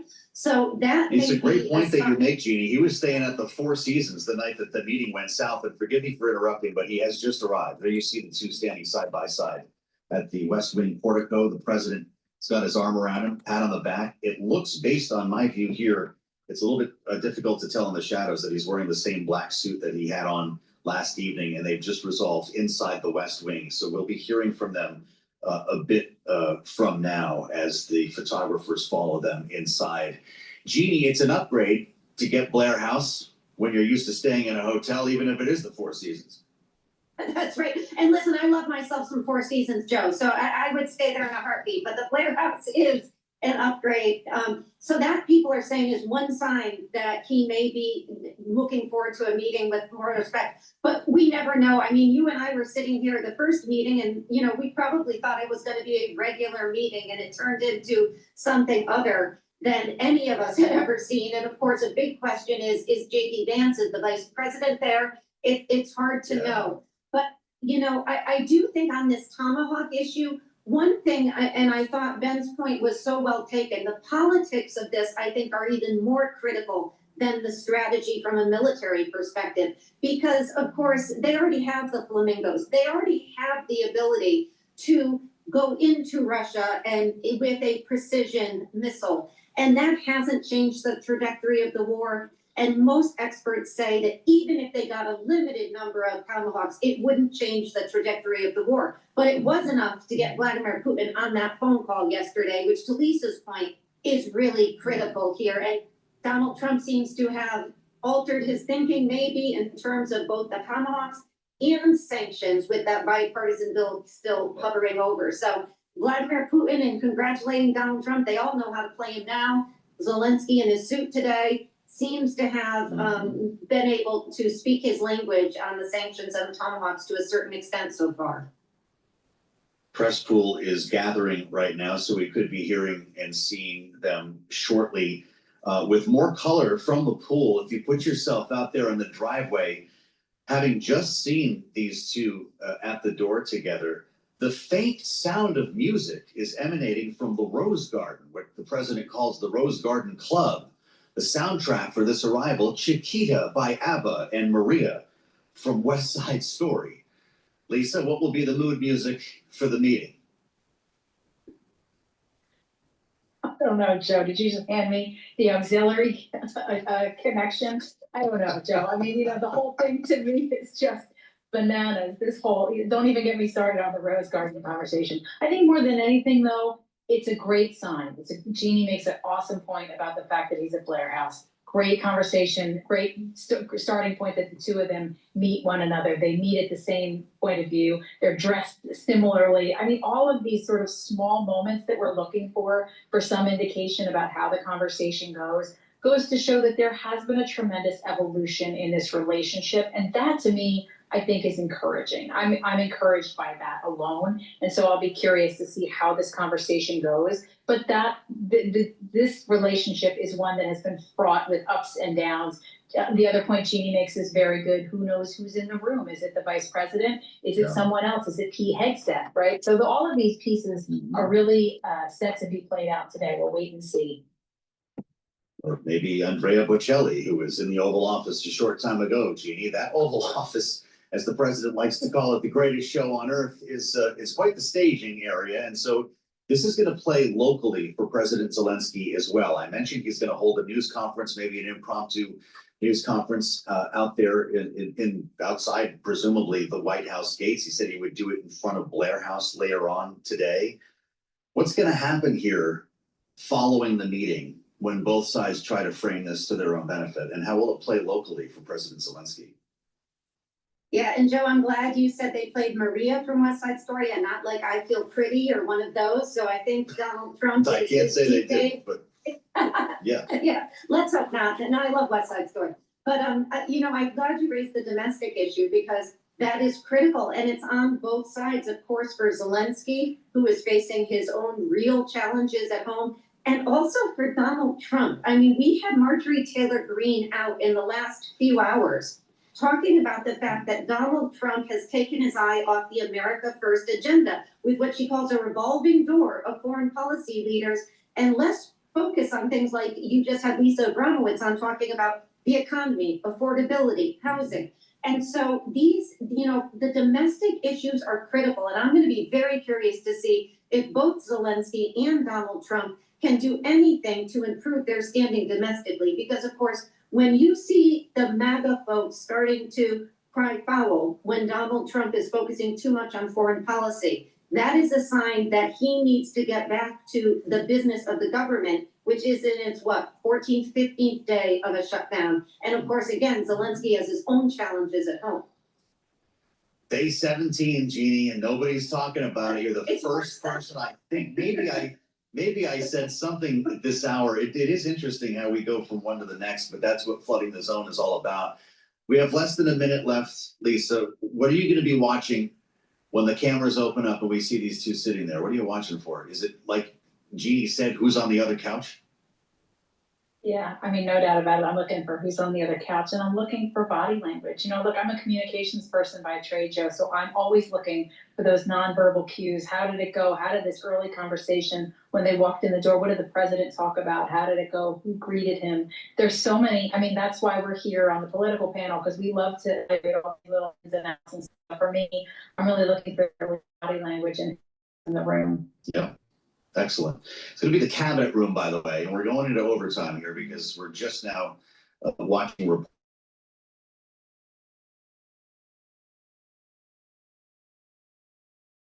the long cabinet room on Blue TV.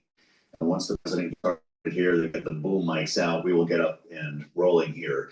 Jeannie was asking the question, of course, who is in the room, and we're getting a sense of that now. JD Vance is sitting right next to the president at his right, and Marco Rubio at his immediate left, with the Secretary of Defense, Pete Hegseth, and the Treasury Secretary, the next seat over. These are typically the sort of assigned seats that we see at meetings like these. President Zelensky in the White House. If you're joining us right now on Bloomberg TV, these are live pictures as we wait for this conversation to begin. There's no telling how long it will go or what questions will be asked, but we do have the press pool in the room, and we start now with live coverage here on Bloomberg TV and radio. Here's President Trump.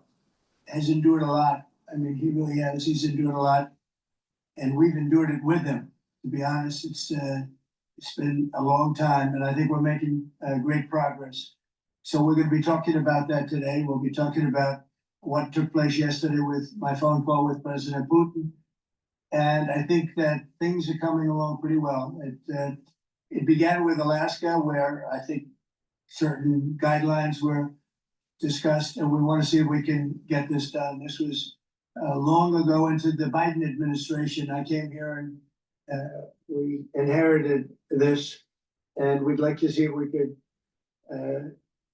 finish it, end it. We want it ended. So many people have died in this war, and we're gonna get it ended. So I just want to thank you all very much. If you have a couple of questions, go ahead, please. In fact, before I do that, let me just ask the president to say a few words. Thank you, President. Sure. Glad to meet you again, Mr. President. Thank you very much for the invitation. Again, my congratulations with your successful ceasefire in the Middle East. Thank you. Yeah, and you did it. And I think it's a momentum to finish Russia's war against Ukraine. I think that, yes, we understand that Putin is not ready. I think not ready, but I think that I'm confident that with your help, we can stop this war. And we really need it. We see that they don't have successful steps on the battlefield, and it's good. I think that their army is weak now, but a lot of losses. They have a lot of losses, and the economy and people. And I think this is a very important moment. And I wanted to thank you, Mr. President, after our phone calls. Yesterday, I had a good opportunity to meet with the big American energy companies. They're ready to help us. Yes, after all these attacks on our infrastructure, Russian attacks, etc. And I had also meetings, thanks to your team. We had meetings with the good military companies. We spoke about air defense, and I want to share it after with details where we are. Thank you. Thank you so much. Thank you very much. And I think it looks beautiful in this jacket. Yeah. It's beautiful.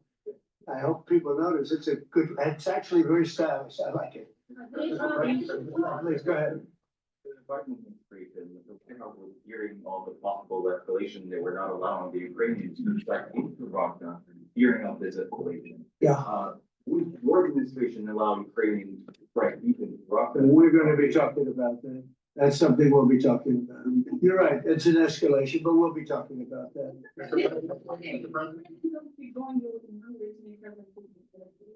Because it's the leader that we like. We like Viktor Orban. He likes him. I like him. It's a country that's a safe country. Done a very good job. He's been a very good leader in the sense of running his country.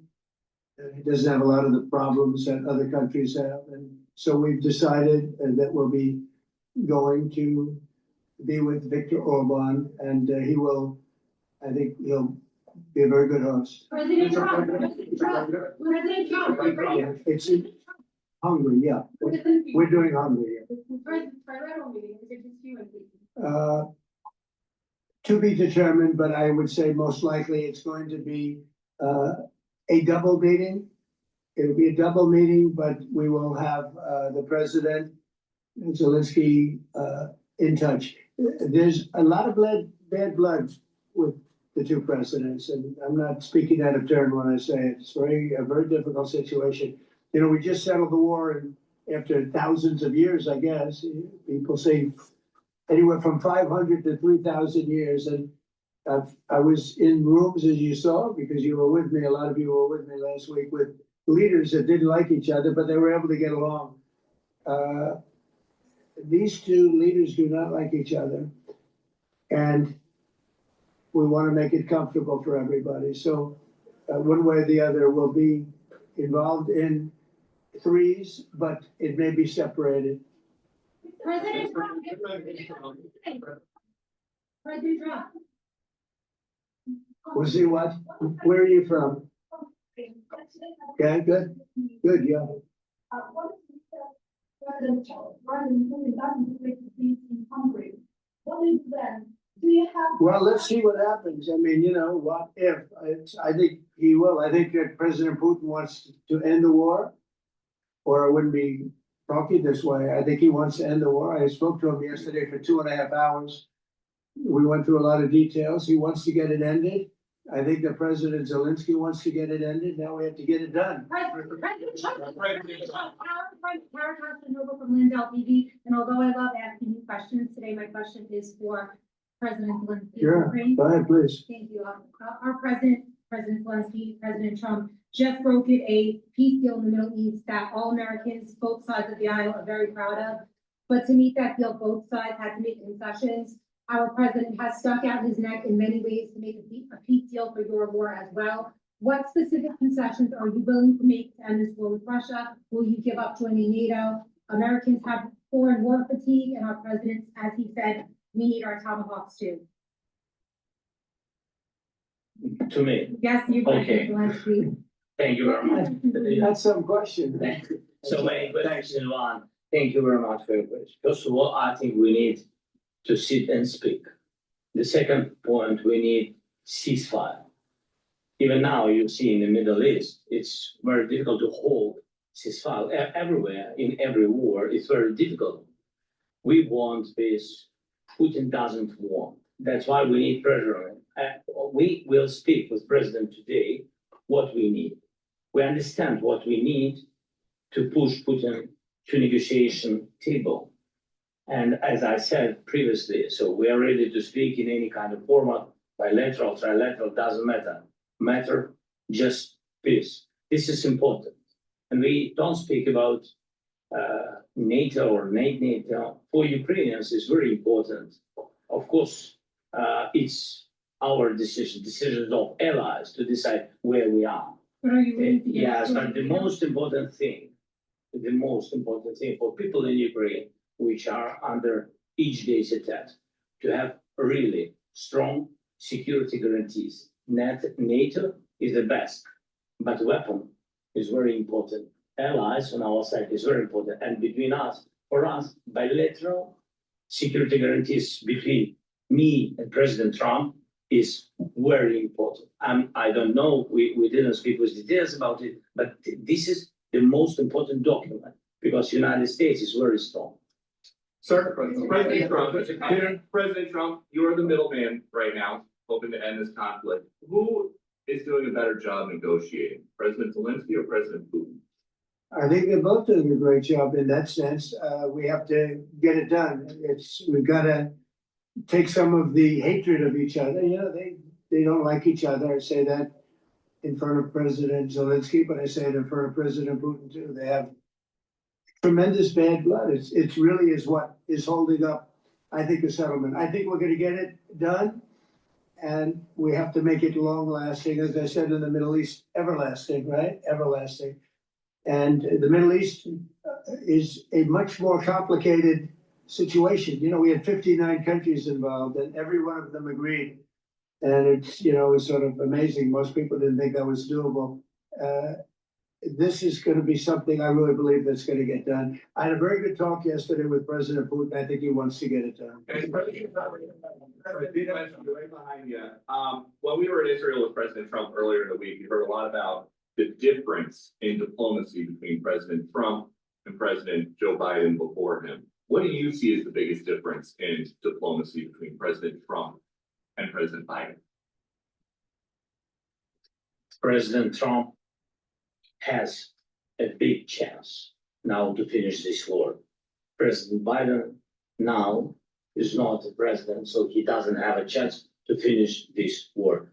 And President Trump is really showed for the world that he can manage ceasefire in the Middle East. And that's why I hope that he will do this, and we will also have such big success. For Ukraine, it's a big chance. And I hope that President Trump can manage it. I would say the biggest difference is one is extremely competent and the other one is grossly incompetent. Sir, a few weeks ago in New York, when you two met, you said that you think Ukraine could ultimately take back all the territory that it's lost so far. Do you still think that's the case, or do you think there'll have to be some sort of? You never know. You know, war is very interesting. You never know, do you? You just never know with war and peace, but you never know. Please. Tomahawk supply to Ukraine as an escalation, yet it continues using similar cruise missiles like Caliber. Yeah, who are you with? Who are you with? You Ukraine? But Russia continue even using the cruise missiles and also nuclear capable ballistic missiles in Ukraine since 2022. So do you consider providing Ukraine with the Tomahawk or similar missile as an opportunity to equalize the possibilities of Ukraine and Russia and push most of the negotiations? Yeah, sure. We're gonna be talking about that. That's why we're here. Okay, fair question. Exactly as he told you to say it, but we're gonna be talking about it. Okay, yeah, please. In Hungary would still. You said India and Hungary? That's an interesting, India and Hungary. It's an interesting combination. Well, India is not going to be buying Russian oil anymore. And Hungary is sort of stuck because they have one pipeline that's been there for years and years and years, and they're inland, they don't have sea, And I spoke with the very great leader of Hungary, and they are, you know, it's very hard for them to get oil. I understand it. Hungary's in a very interesting position because they can't have ports, you know, they're surrounded by land. So we'll see what happens there, but India will not be buying oil from Russia. And they've already de-escalated and they've more or less stopped, they're pulling back. They bought about 38% of the oil and they won't be doing it anymore. Helping you in achieving peace in Ukraine. Who has? First Lady Melania Trump helping in returning abducted Ukrainian children from Russian captivity. President Zelensky, do you appreciate those efforts? How do you assist them? And did you ask her to step in and to help you? No, she wanted to do it. She just felt very strongly about the children. And she's done a really good job, I think, in bringing it to the fore. You know, we have a lot of children involved. Now, it's some people say it's 20,000 and some people say it's 300. There's a big difference between that, so nobody really knows. But she felt very strongly about the children. She thinks about the children all the time. Okay, Tomahawk to Ukraine. What's going to happen if the United States is in a conflict and we need the Tomahawk? Well, that's a problem. We need Tomahawks and we need a lot of other things that we've been sending over the last 4 years to Ukraine. We've been, you know, we gave them a lot. Now we have a different situation. We send it to the European Union. They pay for it and all that, and they have plenty of money. But it's beyond the money. You know, we need Tomahawks, so we need a lot of other weapons that we're sending to Ukraine. One of the reasons we want to get this war over is exactly that. It's not easy for us to give. You're talking about massive numbers of very powerful weapons.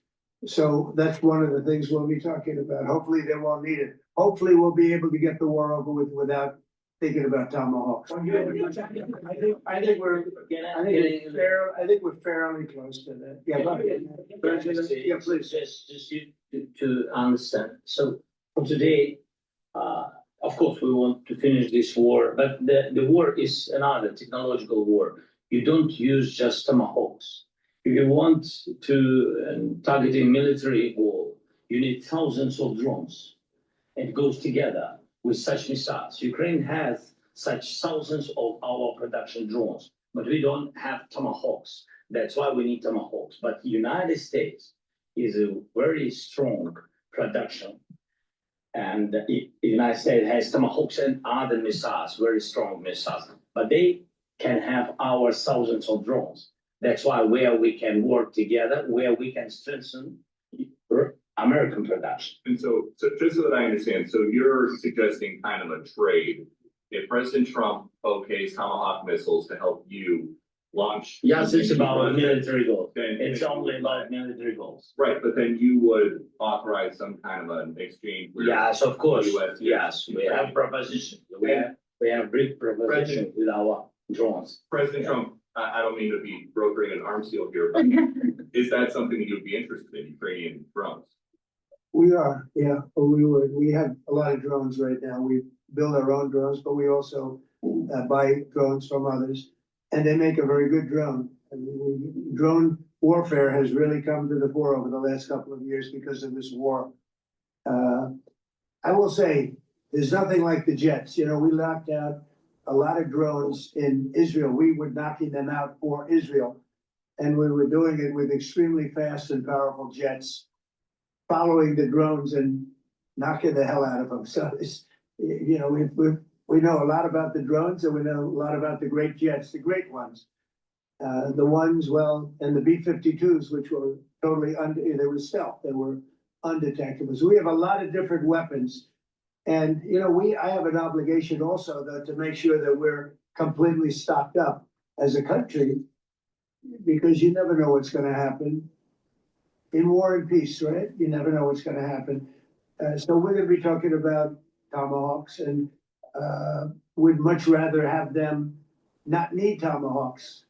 Would much rather have the war be over, to be honest, because, you know, we're in it to get the war over. We're selling a lot of different types of weapon, as you know, to the European Union. We're not in it for that. We're in it to get it over. We're losing thousands of people a week, thousands of people. Russian, Ukrainian, and mostly soldiers. I mean, mostly soldiers. But we're in it to see that end, and we can end quickly, and I think we can. I mean, I had a very good talk yesterday. We're going to be talking about it, but I had a very productive talk yesterday with President. We'll see what happens. But the war in the Middle East was far more complicated. We got that one done, and I think we have a good chance. I think President Zelensky wants it done, and I think President Putin wants it done. And how all they have to do is get along a little bit. Give us an update on the trade negotiations with China or perhaps I think very next. Yeah, I will, and I'm gonna let Scott do that, but I think we're doing very well. I think we're getting along with China. China's would like to have something as of this moment. We'll be meeting in a couple of weeks. We'll be meeting in South Korea, myself. I think so. It looks like it's going forward. I think so. They want to meet. We like to meet. I have a very good relationship with President Xi, and we're going to see what happens. But, you know, for years we were taken advantage of by China very badly. We were losing hundreds of billions of dollars a year to China. We really built their military, to think about it. The kind of money that presidents allowed to be lost to China was just insane. And then when I came into office, as you know, I put very severe tariffs. So we took in hundreds of billions of dollars in my first term from China. Biden let that go because it was so much. He let it continue, but he gave all sorts of exceptions. And by the time you look at it, Scott, I would say it wasn't the same thing. He would give an exception for anything. If you got up and went out to dinner, he'd give you an exception. So it wasn't the same thing. But I put on very serious tariffs. So we took in hundreds of billions of dollars, and then I left office. The election was rigged. I left office, and that was the story. Now I come back, and we are in a very strong position because of tariffs. We're in a very powerful position because of the fact that we have tariffs. If we didn't have tariffs, we would be in a very weak position. We would be in a weakened state. But with tariffs, we've made hundreds of billions of dollars, not only from China, but from others.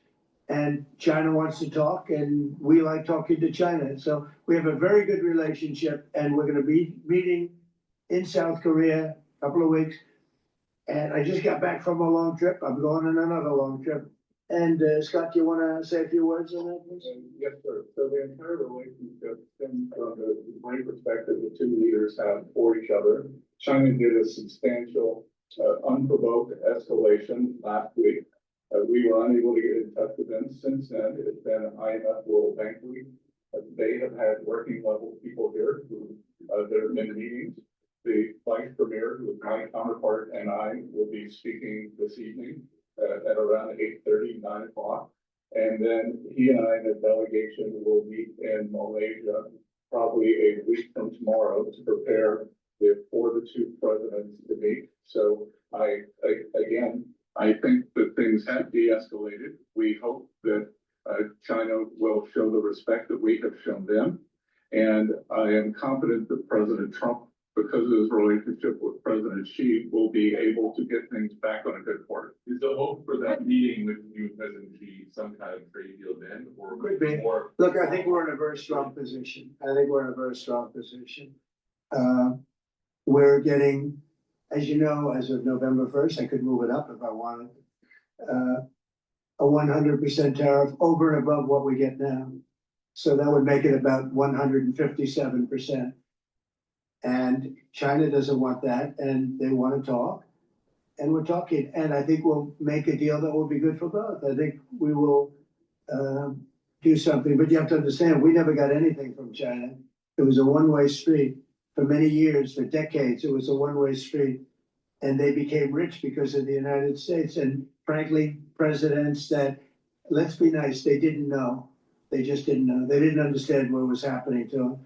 But I understood it. I understood it long before I ran for politics. I used to watch in amazement at how stupid our country was, how stupid they were.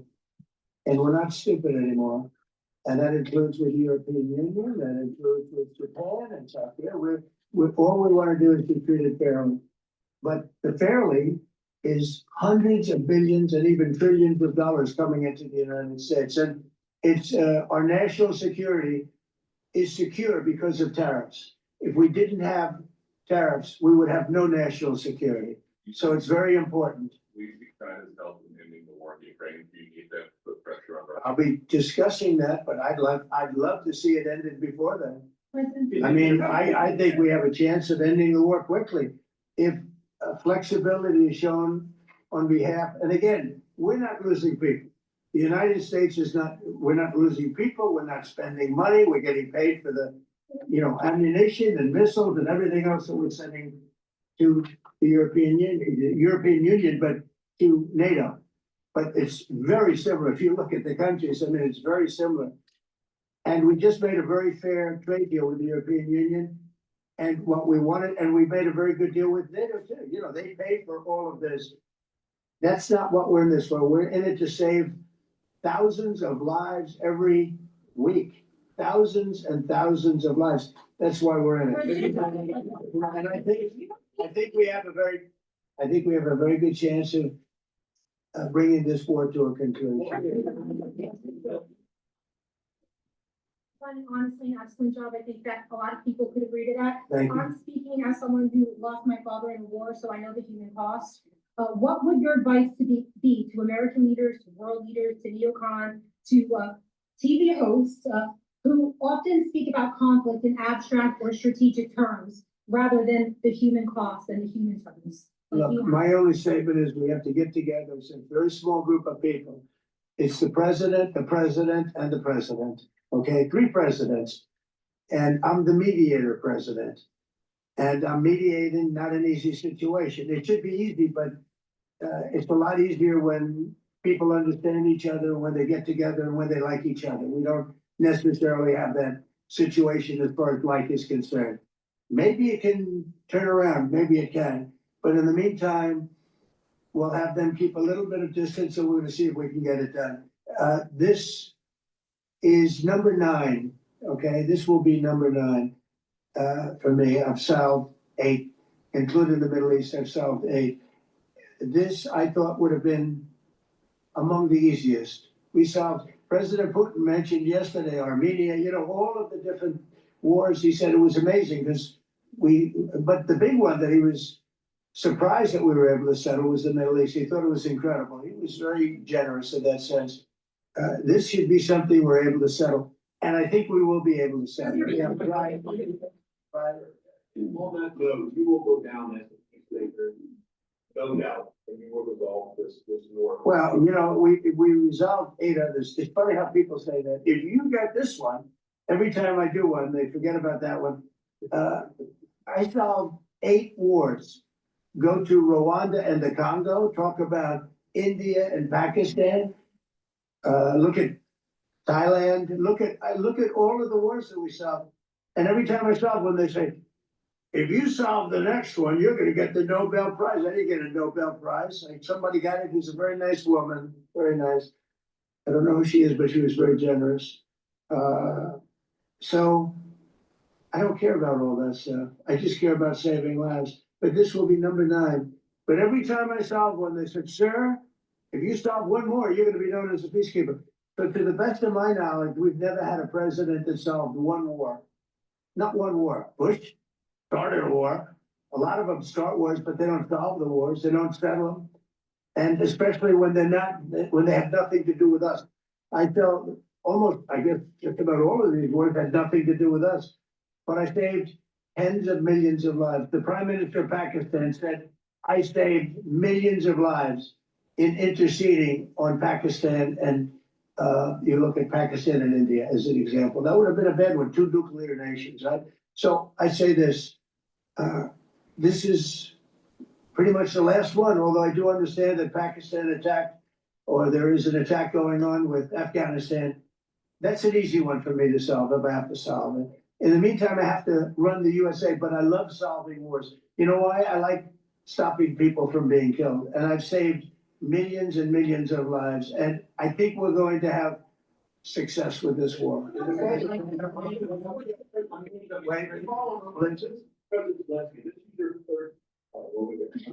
the way, we look at. Thank you, sir. Thank you. This is your 3rd time here. How different sitting across from the president is this time versus the 2 previous times here at the White House? And how confident are you hearing the success rate of solving prior wars that you can get this war solved? First of all, about feud. The same feud because the same president. It's very simple. The next president will have another feud. Yes, about our relations with President Trump, I think we have important dialogues, and I think we begin to understand each other. Yes, and I know that President is briefed very well about situation in the battlefield, and he knows a lot what's going on the battlefield in Ukraine, and I think it really helps when you know a lot of things, a lot of details about one or another war. It helps a lot, but we're still in war. And I hope we can manage it. It's important.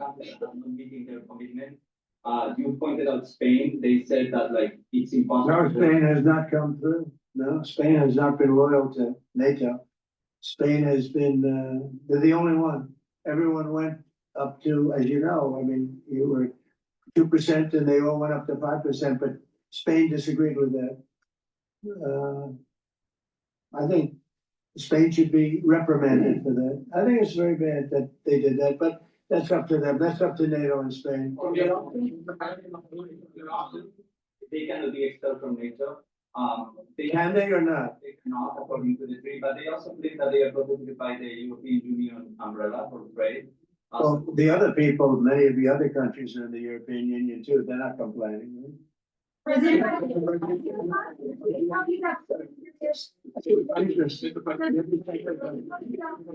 please go ahead. Do you think you can carry the momentum from the Middle East deal over to this deal? I do. How does that?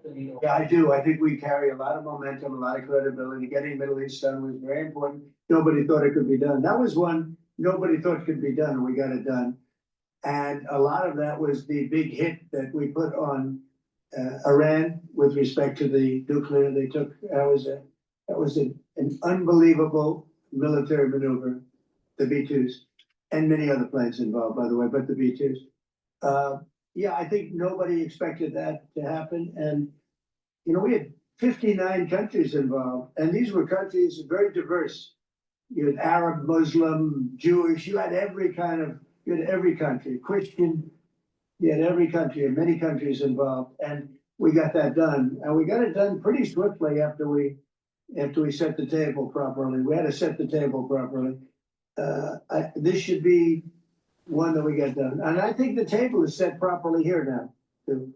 And it'll be a great honor to get it done. And the Ukrainian people are great, and the Russian people are great. And obviously they have much in common, as we understand. They have a lot in common. So it'll be a great honor to get it done. Yeah. On Venezuela, there are survivors of your latest boat strike. What happens to those survivors? Well, I'll ask Marco to discuss that possibly. Yeah, it's well known there's an ongoing narco-terrorist operation the United States has been conducting. As far as details of any recent strikes, we're not prepared here to announce all those details, but you'll get that information here very shortly. How are the survivors when these are meant to be lethal attacks? Yeah, again, I mean, we're undertaking these operations against narco-terrorists. That's what these are. These are terrorists. Let's be clear. And but as far as the details of any recent operations, when we are prepared to announce those, we will, as the president has consistently done. So you may get something on that later today. Let me ask you, that was in a submarine, right? We attacked a submarine, and that was a drug-carrying submarine built specifically for the transportation of massive amounts of drugs. Just so you understand, this was not an innocent group of people. I don't know too many people that have submarines. And that was an attack on a drug-carrying, loaded-up submarine. Yeah. Putin, is it your belief, as Mr. Zelensky said yesterday, that the threat of tomahawks and costs that Secretary has put it, is that bringing him to the table? The fact that it's kind of a carrot and stick? I don't know what's bringing him to. I think he wants to make a deal. That's all. I can't tell you what's bringing him. Sure, that's the threat of that is good, but the threat of that is always there. Tomahawks are very dangerous weapons. They're incredible weapons. If you like warfare, it's one of the most accurate. We hit 30 Tomahawks in Iran after the B-2s did their damage. We sort of gave it a little capper with 30 Tomahawks from a submarine, quite far away actually, but they're an amazing weapon. They're a very powerful weapon, but they're a very dangerous weapon. And it could mean big, escalation. It could mean a lot of bad things can happen. Tomahawks are a big deal. But one thing I have to say, we want Tomahawks also. We don't want to be giving away things that we need to protect our country. We have a very strong country right now. We have a strong military. We have the greatest military in the world. We have the greatest weapons in the world. I want to get this war over. Putin, Trump tunnel to connect Russia and Alaska. Are you interested? I just heard about it. A tunnel from Russia to Alaska. I just heard about that one. That's an interesting one. I'll have to think about that. I hadn't heard that. We just did a nice road in Alaska.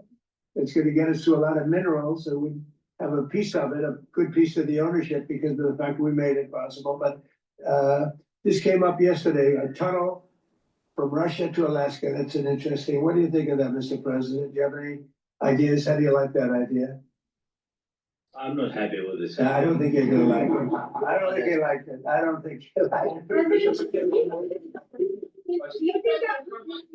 Your guidance thing. Well, we had a senator that wanted, remember from Hawaii, she wanted a tunnel from the mainland to Hawaii. Then she said, well, we can't do that, so we're gonna build a railroad to Hawaii. Do you remember? She's a current sitting senator, Democrat. She wants a railroad to go to Hawaii, right? You know who that is, right? She's another beautiful. Yeah, please. Aren't you concerned that maybe the Russian president is trying to buy himself more time? Yeah, I am, but I've been played all my life by the best of them. And I came out really well. So it's possible, a little time. It's all right. But I think that I'm pretty good at this stuff. I think that he wants to make a deal. I made 8 of them. I'm going to make a 9th. I think he wants to make a deal. another thing which is unmade. Well, I think that he should have won the war in a week. Yeah, I do think. And if we didn't give the anti-tank missiles, as you know, the javelins they call them, they got stuck in the mud. They would have been in Kiev very quickly. They were heading to Kiev. So, you know, in war, you have a lot of luck too. You know, people, weather has won war, and the cold and the heat and all things take place in war. But that was a very interesting moment when the tanks started rolling and some brilliant general said, let's go through the mud instead of going down the highway. Right? So they got a little bit lucky. But you know where they really got lucky? I gave javelins. That wasn't given by Barack Hussein Obama. He gave them sheets. You know, there's a statement. Obama gave them sheets and I gave them the javelins. And the javelins are a devastating weapon. And that wasn't given by Obama. That was given by, because at the time it was Obama. That was given by me. So it was like one of those things. And you had hundreds of them. They're a devastating weapon. We have a lot of devastating weapons. I'd rather not use them. But that was a big moment. You know, when the tanks got stuck, they got stuck. And call it luck or call it talent. I'm not sure what you'd call it, but it was a big moment in time. Do you think Democrats will be and this war like they did with the war in the Middle East? I think right now the Democrats are really damaged, mentally damaged. They want to take 1.5 trillion with a T, $1 trillion and give it to people that invaded our country. They came into our country illegally from prisons, from mental institutions, gang members. They want to give them health care and take it away from our citizens. We're not going to do that. $1.5 trillion. They want to destroy our healthcare system. We're not going to let that happen. CIA operations in Venezuela. Well, I wouldn't say that, but some interesting things are happening around the world. I'll say that. That Maduro offered everything in his country, all the natural resources. He even recorded a message to you in English recently, offering mediation. What should we do? He has offered everything. He's offered everything. You're right. You know why? Because he doesn't want to fuck around with the United States. Thank you, everybody. Thank you guys. Thank you guys. Let's go. Thank you guys. Let's go. Thank you guys. We will never see a president like this ever again. Please go to my store, the-studio-reykjavik.com, and get the turmeric. This will soak up free radicals and bring down inflammation, help the immune system and your cardiovascular system. And lignans. Lignans will help with your endocrine system, your immune system, and soak up free radicals. It'll bring down inflammation. Super important to take, especially during the fall and winter season. So please go to my store, the-studio-reykjavik.com. Use discount 5, you get $5 off any order. Click the link in the description to get to my website, the-studio-reykjavik.com. That's the end of the broadcast. Thank you for listening and have a nice day.